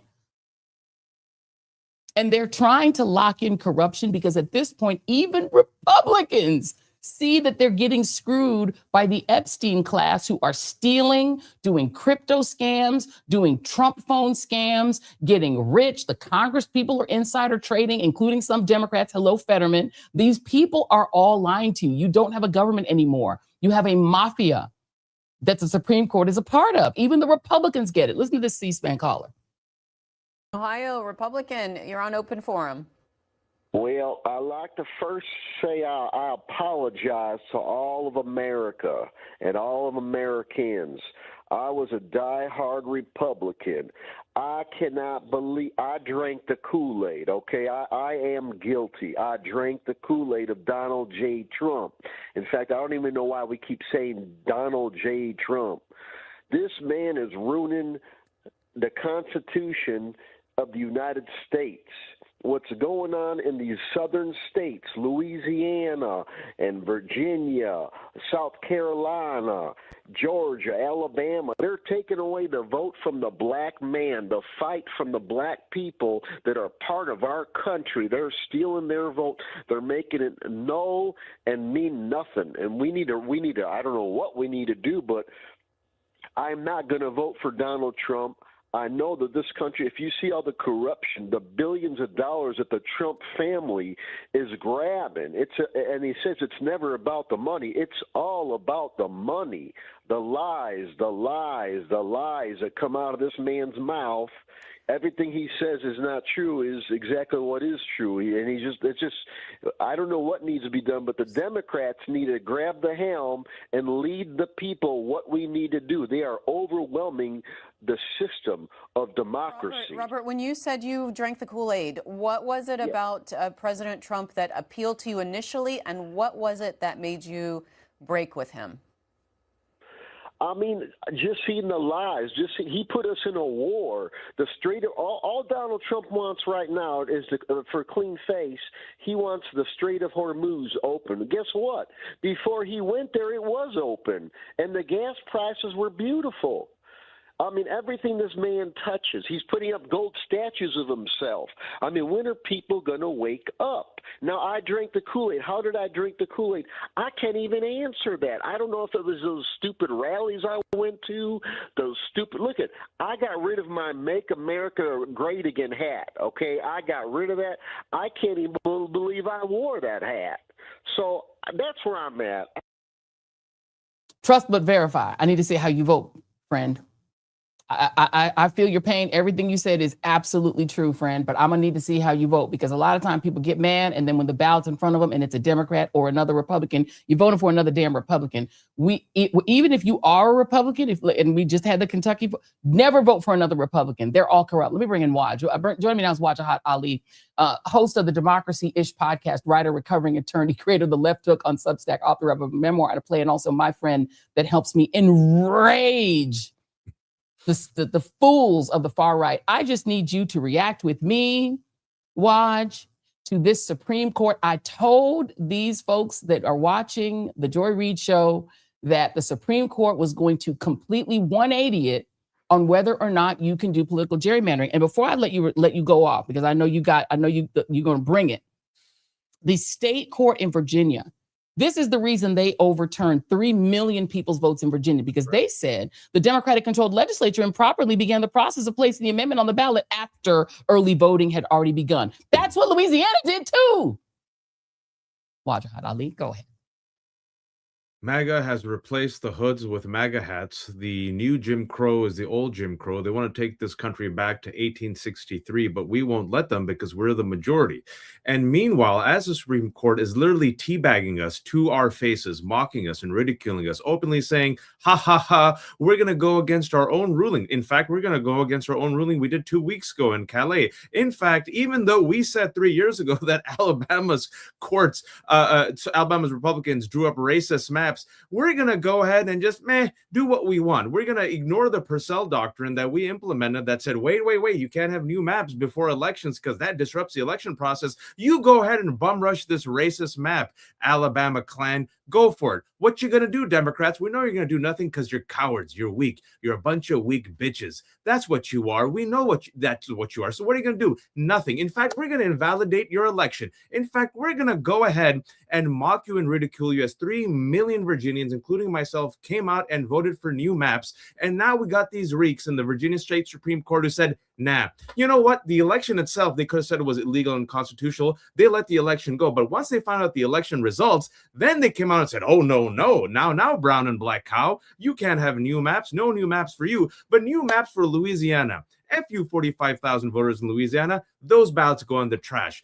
Florida says, you know what? I'm not even going to go to the state legislature or the state Supreme Court. I'm Ron DeSantis. This is my state. I'm going to just openly create new maps. What you going to do about it, Democrats? Then you got Tennessee saying, you know what? The old clan is a new clan. I don't even have to wear a hood anymore. I could just be a Republican representative, and I'm going to divide up the one black district. What you going to do about it? And in Virginia, if I may, sorry, I'm in a spicy mood. In Virginia, if I may, I was waiting. I'm like, come on, Virginia Democrats. Come on. It's like you're begging for your team. For once, come on, team. Do something. You got the state legislature, Spanberger, we gave you a double-digit victory. You got control. At least show me you're willing to fight. The day that state Supreme Court came out and invalidated our election, that's what they did. They invalidated our election. You know what the state Democrats said? I'm not making this up. We respect the court's decision. You respect the court's decision. And then Governor Spanberger, what did she say? Well, you know what? Even though we're very upset, I'm like, okay, first paragraph, give me some thunder in the second paragraph. We're just going to have to vote harder. We're just going to have to show up in record numbers. And Hakeem Jeffries, Mr. ChatGPT, created by AIPAC and friggin', corporate money. Well, we're going to go and vote and come out in record. You can't outvote gerrymandering. And then if I may, what the Democrats are saying, because I have to take on the Democrats, because, folks, I'm done. I've been saying for 10 years and say, Waj, vote blue no matter who, and Waj, vote for Democrats, and Waj, how can you say this? They've shown you who they are. They're not built for this fight. They're not made for this moment. I just tweeted this right before I came on. I said, Virginia Democrats, we came out, we gave you power. You have the state legislature, you have the governorship. If you're unwilling to go scorch earth, resign. Resign. That's right. Step aside. You're not made for this. You're not built for this fight. You're not made for this moment. And I don't have time to waste. And if you don't fight now, you know what you are? You're a collaborator. You're complicit. Joanne, they are literally removing black voters. And Democrats are saying, F y'all black voters. We don't care about you in the South. We lost the South. They're not even willing to fight. In Virginia, we came out. We voted for this. And Joanne, they're like, we don't care. And meanwhile, the Supreme Court is saying, guess what? My wife, she didn't fly just one. She flew 2 flags associated with January 6th. And you dumb bitches, you didn't do anything. And then guess what? Clarence Thomas said, guess what? I'm groomed by right-wing billionaires, and my wife sent supportive text to Mark Meadows. You dumbasses, you weak gimps, you did nothing. And now John Roberts is saying, and I'll end my little rant, I'm so sorry, but I have to exhale. John Roberts is saying, I showed you all what I was going to do in 2013 in Shelby. You've seen me. Since I was in my 20s, this has been my wet dream to gut the Voting Rights Act, and now I did it. And before I did it, guess what? We went back against our word, and we deprived women of Roe v. Wade and abortion rights. And guess what we did 2 years ago? We gave Donald Trump a blank check, absolute immunity, and we're going to keep doing it and doing it and doing it. I am done. I say F you to the Supreme Court. I say F you to MAGA, and I say F you to corporate Democrats and centrist Democrats. If you're unwilling to fight, step aside. Congratulations, you've radicalized the majority. I have more to say, but I'm done for now. No, I want you to say more, because here's the reality: is there is a word called collusion. Absolutely. If you are an attorney at law, it is legal for you to give advice to a criminal you're representing. It is not legal for you to collude with your client in committing a crime. And so I'm going to propose, I'm not a lawyer, but what I see from my vantage point as a layperson, not a lawyer, is collusion, Waj. You have John Roberts, who wrote the ruling that invalidated Section 3 of the 14th Amendment that says a person who is committing insurrection cannot stand for federal office until they are cleared by Congress. He erased Section 3 from the Constitution so that Donald Trump could become president, saying he needed him to be able to take bold action. So he needs to effectively be a king. Then he has an insurrectionist named Samuel L. Alito, Sam the Scam, whose wife flew insurrection flags at the house they both own, meaning that's his house, meaning that's his flags. If I flew a flag outside this house, that's me and Jason's flags. That's not my flags, because if he don't know I'm flying them and he didn't consent to me flying them, if he disagreed, I couldn't just throw a flag up. We got to talk about it. So apparently they talked about it. So that's an insurrectionist. Then you've got Clarence Thomas, whose wife is literally texting and having phone calls with the people doing the insurrection on January 6th. This is collusion. And so therefore, if these 3 members of the United States Supreme Court, at least 3, colluded with insurrectionists, the person, Waj, who brought the Calais case, Mr. Calais, was at January 6th.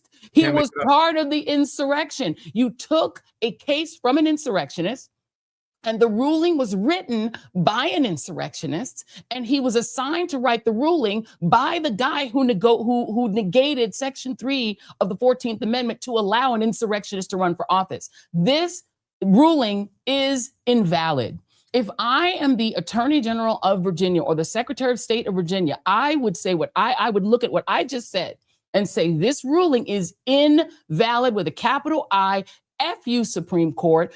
Get out my chat GPT. Here's my new maps that we just drew 30 minutes ago. We're not going to the voters. Why did you go to the voters, Virginia? Just do it the way that Louisiana and them did it. Write the map that removes every Republican. And then while you're at it, call them people in Maryland and tell that Democratic state Senate president to stop playing around with Maryland. Wipe the Republicans out in Maryland too. I'm done. Please go. No. This is what I would do if I were the Democrats in Virginia. New phone. Who dis? Sorry. Correct. What? Huh? Can't hear you. Bye. And then I just flex my power. I would create new laws. I would have creative interpretations of the existing law, like the Supreme Court does, treats the law and the Constitution like Plato to achieve their result. I'd do that. I said, you're invalidating the will of the people. This is what California and Virginia did, folks, which is different. Democrats actually left it up to the people. They actually had a ballot. They actually had an election. We said, okay, let's leave it up to the people. My home state's California. What did Californians come on in droves say? We want new maps. F y'all, F MAGA, F Supreme Court. What did Virginia say? F y'all, F MAGA. They invalidated an election. If they can invalidate an election, what do you think they're going to do in 2026 and 2028? And then what infuriated me, and I knew, that's why I'm not surprised. I want to be shocked, so I'm not numb, but I'm not surprised. What did dumbass, feckless, pathetic, somnambulist, collaborationist Virginia Democrats do? Hey, the same Supreme Court that has these collusionists, that has Samuel Alito, that has John Roberts, that just gutted the Voting Rights Act. Hey, guys, can you help us out? Because our Virginia Supreme Court, they invalidated our election. Please help us. I'm like, what did you all think was going to happen? Right. Do you not know John Roberts? Like, y'all know you paid it. And then they come out and they'll say things like, yeah, but at least we can still admit for Pristone. For now, they want to have one positive ruling. Right. To cover. It's a cover up. There you go. Yesterday when that happened, I told some folks, I'm like, this is how the Roberts courts vote. Roberts realized, okay, I'll protect ACA. And by protecting ACA, that will give me the illusion, the moniker, the performance of moderate. And then I could just gut. I could gut the Voting Rights Act. I could gut Roe v. Wade. I could help Citizens United. But then I'll say, look, I helped you with ACA. And then right when it happened with the abortion pill yesterday, I'm like, oh, that's it. That's my sign. I know they're going to go ahead and give a green light to gut this Virginia election. I'm done with these collaborationist Democrats, these Vichy Democrats. Folks, I've been saying it for a while. What more do you need to see? While there's an illegal, unwinnable war, they have spent millions of dollars to attack Abdul Said.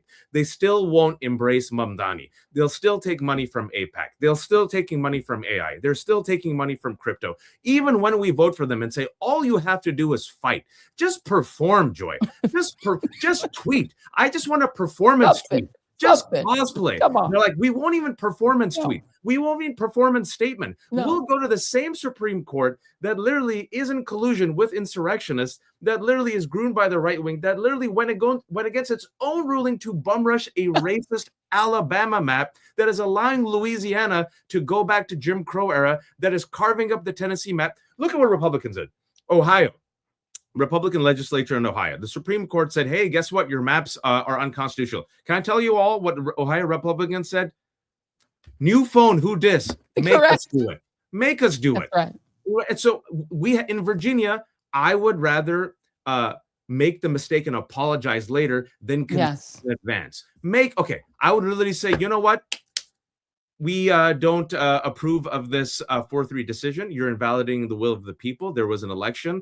We believe this is an illegitimate ruling. Go ahead and work around it. And you know what? It's too close to the election. I'm going to make up a rule. I'm going to interpret the law how I want. And guess what? We're going to draw new maps. And here's the thing. But by the way, if they just put out the maps that the people voted for and had the election that the people voted for, let the Republicans sue and send it back to John Roberts. By the time he has time to draw up yet another completely constitution shredding, backstabbing, repugnant ruling, It'll be too late. The new person will already be in. They'll probably already have been sworn in. Make them leave. Make the Supreme Court enforce their rulings. This is what the South did as soon as the Brown v. Board happened. They spent decades doing massive resistance. To this day, they still have segregation academies in places like Virginia because certain Confederates refuse to ever let the kids go to school with a black person. Not sure what they think would happen, but they don't want to do it. And they won't do it. They'll never do it. Jim Crow, listen, literally, what Joy said right now. You had the Civil War, you had 13th, 14th, 15th Amendment, you had Reconstruction. The South said, make us. Yes. What are you going to do? What are you going to do? Here's the Mississippi Code. Here's Jim Crow. Here's the KKK. Here's sundown laws. Here's literacy tests. Here's poll tests. Make us. And this dumbass white supremacist country is like, well, you know what? Jefferson Davis and Robert E. Lee, these racist, treasonous losers who lost the war, we're going to make monuments for them. And then Democrats said, you know what? I think it's time to forgive these patriots. You know, it was just a misunderstanding. Oh, economic anxiety. And this is what, Joy, listen, these weak, fragile, pathetic porcelain teacups, these MAGA racists, right? They can dish it, but they can't take it.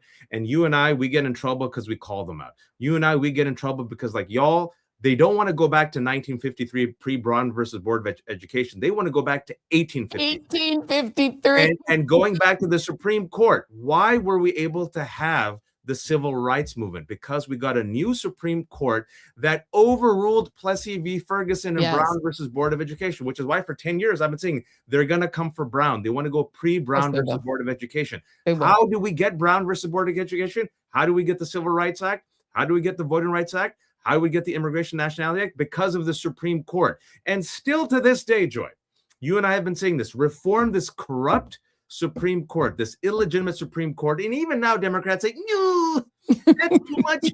Don't say expand the Supreme Court. Don't say anything. No, just outvote them and everything will be fine. I'm done. And outvote them how? And let me just give you all a couple of items here. And I've blown through. I had so much I wanted to talk to Waj about, but I can't do it. Jason, if you could put it's me as well. I am 38 hot. This breaking news came in as I was preparing to introduce you, and it just came in. Thank you, Nitha, for throwing it in front of me so that I could lose my mind over it. This is C10, Jason, if you could. This is some things that are coming up right now. Donald Trump is preparing to give himself $10 million. Okay, I just want to show y'all how deep the corruption is. He is sued the IRS for $10 billion because a person that was a contractor to the IRS disclosed that he had only paid $750, and that's not a typo, $750 in taxes ever, that we can ever tell ever. He's paid $750. The person who leaked that and disclosed it was actually serving time for having disclosed confidential information. But Donald Trump sued, claiming he was damaged by people finding out he didn't pay taxes. He wants $10 billion, and he would lose that lawsuit. The IRS has defended plenty of lawsuits like this. But now his new plan, Watch, is to accept, quote unquote, $1.7 billion out of the $10 billion. He'll take the $10 billion. And then he'll deduct $1.7 billion and give it to the insurrectionists. This is why I'm saying this is collusion. So now Donald Trump, who opposes reparations for the descendants of the enslaved, is about to get from Scott Bessent, who has already testified under oath that he will pay him. They are negotiating with themselves. They're negotiating with the IRS that he controls to give himself $10 billion minus $1.7 billion to go to the people who were in the insurrection. So Mr. Calais, who brought the suit to Mr. Alito, the fellow insurrectionist who got together with him to overturn the Voting Rights Act on behest of John Roberts, they're now going to split up $1.7 billion. And you know who pays for that? This is Michael. We pay for that. That is tax money. That is your money. You can barely afford gas. You can barely afford groceries. You can barely afford food. You will now pay Donald Trump and the insurrectionists, 1,600 insurrectionists, reparations. That is the name for what they're going to give them. They're going to give Trump reparations. They're going to give those insurrectionist reparations, including probably Calais, who killed the Voting Rights Act with his lawsuit. Your thoughts? terrorist slush fund paid for by U.S. taxpayer dollars, where 1.7 billion of your dollars go to 1,600 violent insurrectionists who were incited by Donald Trump to overturn our free and fair election, who stormed the U.S. Capitol, smeared shit in the U.S. Capitol, came and beat up cops, and some of them were armed and came with the intention of killing Mike Pence and Nancy Pelosi. Those mother effers are all pardoned, and now they're getting paid. And this is a signal to Donald Trump and his reeks. Guess what? When I lose in 2026 and 2028, I'm going to do it all over again. Stop me. They are preparing to never leave. I'm going to say it once. I'm going to say it again.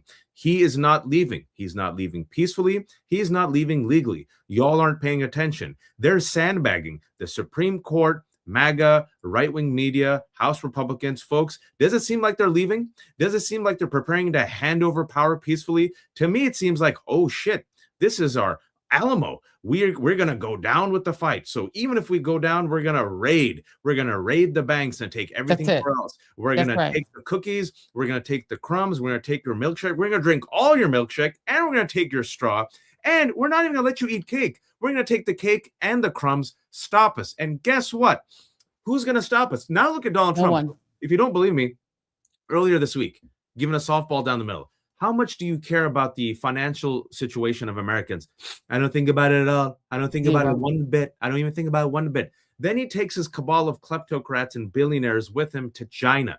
Then we go look at China. He's selling out America. Then we find out today that him and the head of NVIDIA, he bought NVIDIA stock, complete self-dealing, and then NVIDIA gets a green light to sell these chips to China, right? And then also he's made $5 billion with Tweedledee and Tweedledum off of crypto. He friggin' pardons BZ, a money launderer who's his crypto partner. He's pardoning all the fraudsters. He's pardoning all the violent insurrectionists. He lied to his base. Now he says, I want $1 billion for my bunker. I'm not even going to call it a ballroom. $13 billion for the reflecting pool, $29 billion for my failed unwinnable war, and now I want $1.7 billion to pay off and subsidize my soldiers. And then we have Democrats. Because look, Joy, I'm telling you all, we know what they are. We know what MAGA is. The reason why I'm putting my fire on the Democrats is we have this criminal telling you openly, we're not leaving. We don't care about the Constitution. We don't care about the rule of law. We're going to go after Black voters. We're going to go after Latinos. We're going to have to go after poor people. We're going to go after the press. We're going to go after all of you. And these Democrats still believe that they can win a fair fight. It reminds me of that Peanuts cartoon where you got Charlie Brown and Lucy picks up the football and Charlie Brown falls down on his ass, right? And the rest of us are like, Charlie Brown, stop playing football with Lucy. Charlie Brown, for the love of God, she's going to take away the football. And these Democrats are like, maybe this time, Joy, maybe this time she won't pick up the football. I want a Democrat to put on the brass knuckles. I want them to say, F you, make me. F you, make me. I have the majority. Donald Trump, you're 31 in the polls. Donald Trump, Latino voters have left you. Donald Trump, you're 22% with independents. Donald Trump, you've lost MAGA voters. You don't have the numbers. They behave with such cowardice. Even when he's at 31, Joy, the wind is behind their backs and they still don't fight, Joy. Tell me why. Because they are institutionalists defending a dying institution in a dying empire. This empire is cooked, and they have decided to defend these niggling institutions that cannot save us, that have not worked, and that opened the door for Trump in the first place. I am way out of time. Before I let you go, I'm just going to play this. We're going to play this without comment because I have to get to our next guest. Jason, this is C8 because you said it, I said it, and now Trump said it. This is C8, Jason. Why are we at war in Iran? We finally have an answer. C8. We don't need it at all. We don't need it at all. Fair enough. So, I mean, you could make the case, like, why are we even, we're doing it to help Israel and to help Saudi Arabia and to help Qatar and UAE and, Kuwait and other countries. Okay, that's enough. Thank you. it also helps. Bahrain, Kuwait, Saudi Arabia. Last word, very brief last word for you, Waj. We know it's for the Gulf states and Israel. They're taking everything. They're going for everything. Your honey, your milk, your cookies, your milkshake. They're doing it in front of your face. Are you going to rise up and stop them? Are you going to rise up and stop Trump and the oligarchy? And if the Democrats aren't, then I need someone to replace them. And I have faith in the people, Joy. I have faith that the people have become radicalized and we have the numbers. And I'll be damned if the world's most incompetent criminals take my kids' milk, honey, and cookies. Amen. Amen. Wajahat Ali, thank you, my friend. I appreciate you. You're the only person that matches my rage in this moment, so I needed you tonight. Thank you for being available. Appreciate you. Thank you. Before we get to our next break, let me very quickly let you all know that this show could not be possible without our wonderful sponsors. And this show is brought to you by, the Joy Reid Show is brought to you by Shopify. Sound? No? So let's talk about the fact that we started this incredible business doing podcasting. You have to have the setup, you have to have the backative, you have to have all of the infrastructure that you just can't make yourself. And Shopify has made that possible for us. If you're starting off a new business, starting something new, growing your business, Shopify is there for you. What I love about the Shopify tool is it's simple, it's accessible, great customer service for millions of businesses. The tool that makes our businesses possible is, in fact, Shopify. Get started with your own design studio, hundreds of ready-to-use templates. Best yet, Shopify is your commerce expert with world-class expertise. So start your business today with the country's best business partner, Shopify, and start hearing Shopify. Yes, absolutely. You can go to shopify.com/JoyReid. That's shopify.com/JoyReid. Sign up for your $1 per month trial today. All right. So on January 5th, 1965, just 7 weeks before he was assassinated in Harlem, New York, Malcolm X, then Al-Hajj Malik Al-Shabazz, traveled to Toronto, Canada, to appear on the Canadian broadcast channel show called Front Page Challenge. And on that show, he discussed his split from the Nation of Islam and his evolving views on race and whether Black Americans should actually separate from white America.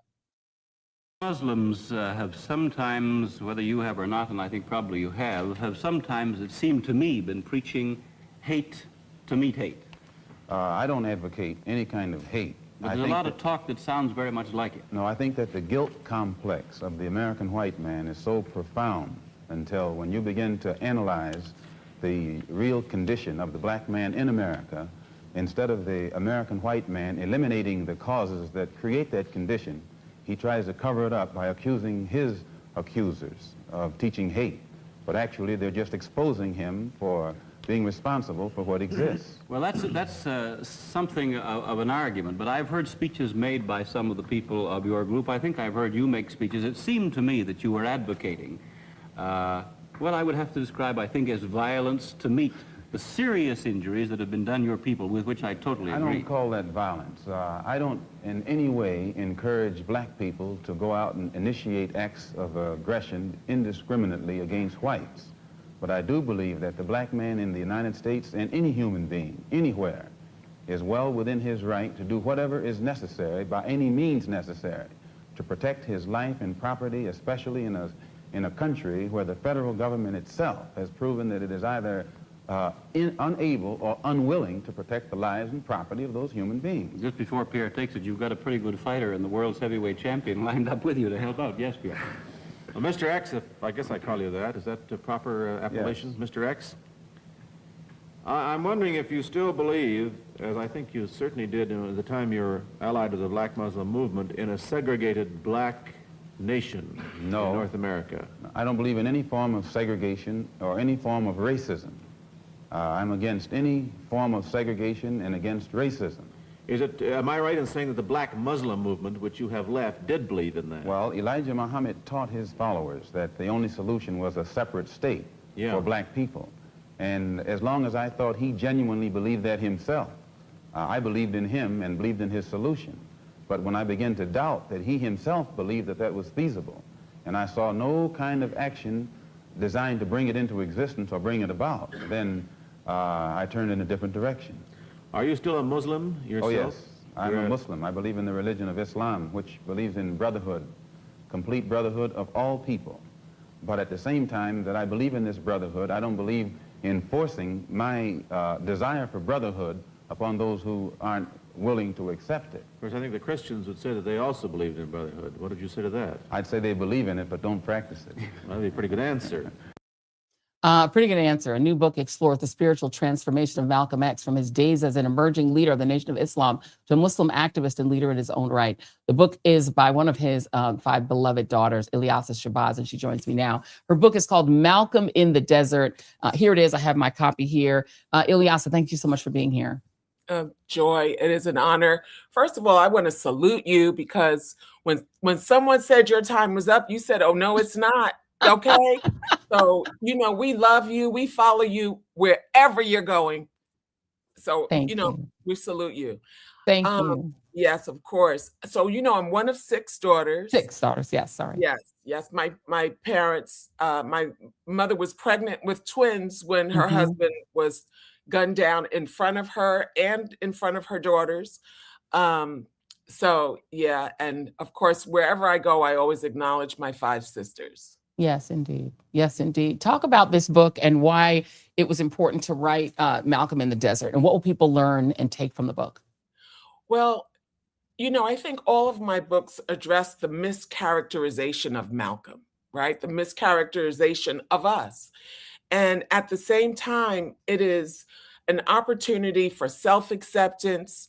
This book in particular is about my father's journey. It was a very difficult time of his life. He was only 39, when the world first learned of him, he was in his 20s. People say, oh, he went to Mecca and he changed to a whole new person. And the fact is that when the world learned of him, he was in his 20s. And when he was in his 20s and people were marching, protesting, demonstrating for basic respect, human life, human dignity, my father came along and said, we are not asking. We demand our human rights as your brother. We demand our human rights as ordained by God. He was in his 20s. When he left the Nation of Islam, he was in his late 30s. When he was gunned down, he was 39. He was a brilliant young man because his parents provided a solid foundation for him. But society told him that he could not be the things his parents said. When they lynched his father, who was a president of the Garvey movement, they took his mother, put her in an institution against her will, and separated her children. So I always say Malcolm was running from his identity against the backdrop of Jim Crow until he went to jail. Then he had to confront all from which he was running. Fast forward, 39 years old, 39. I'm old enough to be his mother. So I am so proud of this young man who, hoisted us up on his shoulders. And, he went to make his pilgrimage. I think he was so fortunate, so blessed to receive this invitation to go to the land of the Torah, the Quran, the Bible, and be alone with himself. And, we get to see Malcolm in a very quiet space.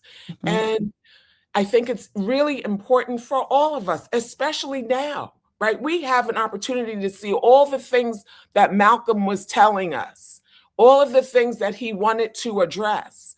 And by him going not only to make his Hajj, but then staying further to find a solution to this human problem that just wants to annihilate people, because they want more land, they want, more gold, it's something that I think the majority of us don't understand. And so this book is an opportunity for people to also sit alone with themselves, follow my father on his Hajj, me on my Hajj, and take your own Hajj, which is basically a metaphor to go deep inside yourself. And I feel like Malcolm is getting a fresh look and life in this moment, because I think people, they want his energy, the energy that we need in this moment. And as you said, it's a quiet energy. I think people are so accustomed to seeing the clips where, Malcolm is going hard, at the white man and things like that. But he had such a quiet brilliance. And I sat and watched those interviews. I watched his interview from 1963 before he left the nation. And then this one in 1965, which again, 7 weeks before he was assassinated. What people forget is he had that quiet brilliance, and that he was such a good communicator and such a good interlocutor and a great debater. And so this man was, I think a thoughtful, quiet person, and people underestimate that. They do. You're right. They do underestimate it. And, I usually share with my students that when we see Malcolm so passionate, it's usually because he's having a profound reaction to church bombings, children being killed, people being lynched, all of the horrendous, trauma, all of the things that was happening. He had a profound reaction to it. He was a man of great compassion and result-oriented individual. One of the things that, Malcolm, confronted, including in this 65 interview, watch the whole thing, it's about 24 minutes long, definitely worth a watch. Maybe I'll put the link in so people can watch it, is he's wrestling with this question of whether that Dr. King's vision is actually functional for Black people. And even at the end of his life, Dr. King was even questioning whether that vision was functional. And now we're in this moment where everything that Dr. King fought for is being dismantled. And so I wonder if you sometimes sort of reflect on that question that I think both of those men were struggling with at the end of their very young lives. They were both 39 years. They were both, I think King was maybe 40. They were very young. That's right. That they were struggling with whether or not this movement was actually taking African Americans and taking America in a direction that was sustainable. Do you ever struggle with that? Well, my book is about going and being alone with yourself and asking, what is my responsibility back to society? The first question is, who am I? What is my responsibility? What is it that I'm supposed to do as a human being? Because I think that there are so many distractions. There are so many intentional distractions so that we cannot focus on who we are as individuals. I'm grateful that my parents made sure that their 6 daughters had an opportunity to know, first and foremost, that they were worthy of self-love, right? That we loved ourselves, learning about the significant contributions that women made to the world, Islam made to the world, and the African diaspora as a first world nation, not as a minority, not as, a third world, anything, but that we were very solid within who we are, so that when I see you as my sister, right, then we are a reflection of one another. If you are having challenges, I'm going to help. And so I think the focus is always to divide us, right? We are the majority of great people in the world. So if we could simply focus on the best part of ourselves and see one another as a reflection of each other, they're going to lose quicker. Yeah, we win faster. Amen to that. African proverb: you want to go fast, go alone. You want to go far, go together. Go together. Amen. Ilyasah Shabazz, one of 6 beautiful daughters of the great Malcolm X, and your amazing mom, Betty Shabazz, 2 of the greatest in our absolute history. I love there's a chapter called A Practice of Deep Listening. This is a book that is not just a book, it is a practice. It is available at the shop. You can go to shop.joyreid.com or shop.joyannereid.com or even shop.thejoyreidshow.com. Go in the shop, pick up a copy of this book. It's important to really sit with and meditate on Malcolm, I think, in this moment more than ever. Ilyasah Shabazz, thank you so much for being here. Thank you so much, my dear. Thank you. Thank you. Thank you. All right. We now, I think, desperately need a moment of joy. And tonight we're going to do it a slightly different way. We're going to actually do the moment of joy live rather than the way that we normally do it by playing you a video. And it was going to be a surprise to Jason, but he knows about it. So let me introduce our live moment of joy. It's someone you all know and love, and it is the great Mattie J. Hey, Joy. Hey, girl.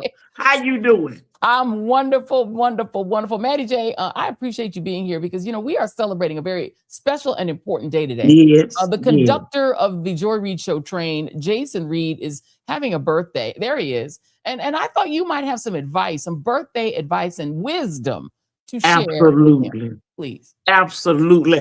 First of all, happy birthday, Jason. I'm sorry. I'm the one that spoiled the surprise, okay? Because I can't keep nothing. I can't. But listen, I heard you was one of Mattie J's publics that you watch me a frequents. Yes, ma'am. That bless my heart. That blesses my heart. So let me tell you, because I know we ain't got that much time. I've been on Joy Show, and I know we have as much time as you need, Mr. Mattie. You have as much time as you need. You go right ahead. You trying to run fine. You go right ahead. I don't want to upset Herman, but you go ahead and take as much time as you want. He gonna be okay, honey. It's Friday night. I'll play him some Bobby Blue Band. He'll be all right. Listen. Okay. Listen. First of all, happy birthday, beautiful. You're a beautiful man of God. I can tell. I just saw the pictures of you, and I can see the ambiance and the aura that's around your energy. Thank you. And I can tell. I got a spirit of discernment. Let me tell you, I'm gonna follow my instruction that was given to me by Joy. And Joy said to give you some advice. I'm gonna tell you this: the word of the Lord thy God over in Ecclesiastes 12th chapter, somewhere around there, close to the Philippines when they was crossing over. It says that Solomon is speaking to the men, and he's saying that your body will grow feeble, and your teeth will decay, and your eyesight will fail. And this all comes with aging. But let me tell you something, that ain't got to always be true, and I know you know that. And so with that knowledge of that, I want you to do this. Yes, ma'am. Continue to take your exercise classes, lifting weights and anything else that can be lifted. Continue to brush your teeth, whatever toothpaste you use it coagulantly. Just use it in circular motion, brushing your gum and your tongue. Yes, ma'am. Okay. Gotta definitely do that one. Okay. And then, when it speaks of your eyesight fail, continue to go to the eye doctor. Get your eye drops, use them as you should. Okay. You hear me? You hear what I said? I heard you. I got it right in my head. Okay. Now, Joy, you got a part in this. Yes, ma'am. Yes, ma'am. I want you to pay special focus to Jason's back and his knees. Right. These are two things that are of importance of a wife and that we want to keep worked and keep the blood flowing in those areas. That's right. So, Joy, you make sure that you massage this man of God. Keep his blood flowing in every area of his physique. You hear what I'm saying? Joy, you laugh too much in the next area. I'm sorry. Miss Mattie, teach her, Miss Mattie. I'm going to teach you. Make sure you lay hands on that man. Yeah. Whether he look like he needs laying on the hands or not, you specifically lay hands on when he walk by and his cologne breeze go by you. And then it gives you reconnaissance of, man, this is my man. Boy, let me touch you. Come here. Let me touch you. He gonna say, excuse me, what is that? Let me touch you. And then you start from the top of his head and just circular motion, but you do your hands, your fingers like this because they become little modules that, stimulate. You taking no straight? I'm taking no. Come on. Okay. All right. Okay. And just make sure you don't do like this, not no flat hand rule. You do like this. Got to be a cuff because that apply the pressure. Okay. And I want you to do that. Thirdly, listen to this. Okay. Jason, I want you to pay attention to heifers who's gonna be around you. They already around you. Particularly, I'm gonna tell you why. Thank you, Holy Ghost. Because of Joy of who she is. Ooh. See, they want to, I'm gonna make Joy, I'm gonna make sure she see this or whatever. And so they gonna flock around you. Three kind of heifers I want you to pay close attention to is Bible study heifers. Oh, yeah. Carrying their Bible in the book of the Lord thy God and act like they studying. Say it. Yeah. Come on. You understand me, Joy? I know exactly what you're talking about, Miss Mattie J. Come on. Come on. Plate fixing heifers. Ooh. Listen. Come on. If you don't fix his plate, I'm the plate fixer. And if his plate ain't fixed, he gonna starve until I get there. Come on, say more, Miss Matt. That is the plate fixing heifers is something else. They come to your man with a plate fixed. Heiferologist. There ain't no heiferologist for nothing. I stole the heifers. Coming around heiferizing and things like that. Don't fix this plate. Get your hands off the plate. Keep your claws to yourself. That's right. That's right. Okay? Okay. And so then the damsel in distress heifers. Ooh. You gonna come around. Ooh. Open this jelly jar for me. I just ain't got the strength. Open this for me. Help me, Jason. I just don't know. Ooh, Lord. We see you. Okay? You got to do like Joseph. In the word of the Lord thy God, you got to flee from them heifers because they gonna try you every time, Jason. You hear me? Yes, ma'am. I heard Talk everything. your ear towards me. I heard everything you got to say. I would have to turn this away, but I hear everything you have to say. You understand what I'm saying? Hold on, no, Joy, hold on. Okay, go ahead. I just want to say, Miss Mattie, you see that little utensil you have in your hand over there? Yeah, wifey may need one of those. This is my regulator. The women's all need regulators. You got good husbands, good looking husbands. You need this regulator. It's my say hello to my little friend. That's what you say to her when she walk up. Excuse me. Say hello to my little friend. I have a question. Next word, come on. Well, because what do you do about the Bible study and plate fixing heifer? Because there's some double dippers. Yes. They do both. Combo heifers. They serve two purposes. They serve more than one purpose. They multiplicity heifers. This what you do. They have Bible study. Most of them be by themselves. They ain't got nobody. And so they have Bible study and everything and stuff. And like reading the Lord thy God. And then just kind of look up. I noticed that you ain't got no vittles or nothing like that. You ain't got no snacks from the snack bar. Can I get you one? And then all you got to do, Jason. Yes, ma'am. Joy gonna slide in there like this. Oh, fix my plate, helper. I'm hungry. Fix my plate, won't you, please? That's what I beg you to fix my plate. That's what you do. Plop that helper on site. I don't care if you is at church. Lord forgive you. Lord forgive. That's right, because that person is trying to steal, and thou shalt not steal. You can't steal. You can't the spirit of Eve on you. You a heifer. You ain't gonna bite this apple, baby.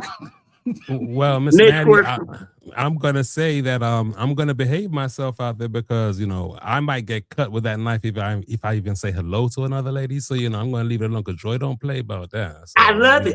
That's what I love about that sister, baby. I can tell you don't play. I'm not gonna embarrass her in public. I can't embarrass her in public. She will get me at Listen, home. I follow the heiferologist on the Instagram, so I am trained and taught by the best. I follow you, Miss Mattie J, to make sure I know what I'm doing out here in this world. It's tough out here. Hey, Miss Mattie J, when I first seen you, I said, Joy, take a listen to this lady. This is a lady of knowledge. We need to find Miss Mattie J. My God. This is the name of wisdom and knowledge. She has it locked down. Not only these women in shape, but how to keep Herman scared. And when I seen that, I was like, okay. Come on. The word of the Lord thy God said in Titus 2:3, said, let the older women teach the younger women. That's my plight. That's my purpose. And if I try to teach and they don't listen, okay, you go on, helper. You a helper because you ain't listening. That's right. I need to know before we let you go, Miss Mattie J. We want to know where to get this Miss Mattie J merch because we are loving the merch. We love the merch. You love merch, Mattie J. On the back, I got all the heifer derivatives right there. Up and down. All the heifer stuff, heiferistical, heifer babe, all that. Okay, just go to my page. Okay. www.mattiej.net. That's it. Go in there, scroll. You can book, do whatever you want to do, but you can get Mattie merch on there too. We are going to get some Mattie merch. I think I'm going to get me a regulator. That's going to be my birthday present to Jason so that he would know that I like Herman, like he like Herman has to stay regulated. I will be a good Christian woman. Come on. Properly trained. Come on, because let me tell you, these men, I perceive that Jason kind of like Herman. Stuff go over their heads. They be innocent. They ain't going to try to do that. But if I tell you, I said, baby, watch that heifer, you better watch him. Don't say, hey, she okay, she harmless. No, ain't damn heifer harmless. They never harmless. Well, They never harmless. I got the lesson today, and I will behave myself, and Miss J, I do not want listen. I'm gonna just sit back and just let Joy finish your show. But I really appreciate you coming on, and thank you. Happy birthday, sweetheart. You enjoy yourself. Joy, take care of that man in all areas. Okay, I'm gonna get the massage right. I'm gonna work on it, Miss Mattie J. Remember, it's the claw. It's the claw. Put them, down in all the prospective areas. Thank you, Miss Mattie J. We love Miss Mattie J. I love you. I love you, baby. Love you right back. Thank you, Miss Mattie J, everybody. Oh, my goodness. That is the perfect way to celebrate Jason's big day. Miss Mattie J in the house, teaching all other folks how to avoid a heifer because she is the heiferologist. Jason, did you enjoy that birthday advice? I did enjoy that birthday advice a lot, but let me ask you a question. You know, sometimes when we're out together, people like coming up to me and they like talking and stuff like that. That's okay, right? I can still be cordial and you be caught, but if they try to offer you a plate, right, then that's when I got to take out my regulator. Okay, I've seen enough shows, and but I can have a conversation. I'll fix your plate. I got you. Okay, I got you. I got your plate. Yeah. And if they got a Bible in their hand, you gotta be suspicious because you know, like you said, the Bible-ristical heifers, you know, you gotta worry about it because they have an ulterior motive. Why you got your Bible in public?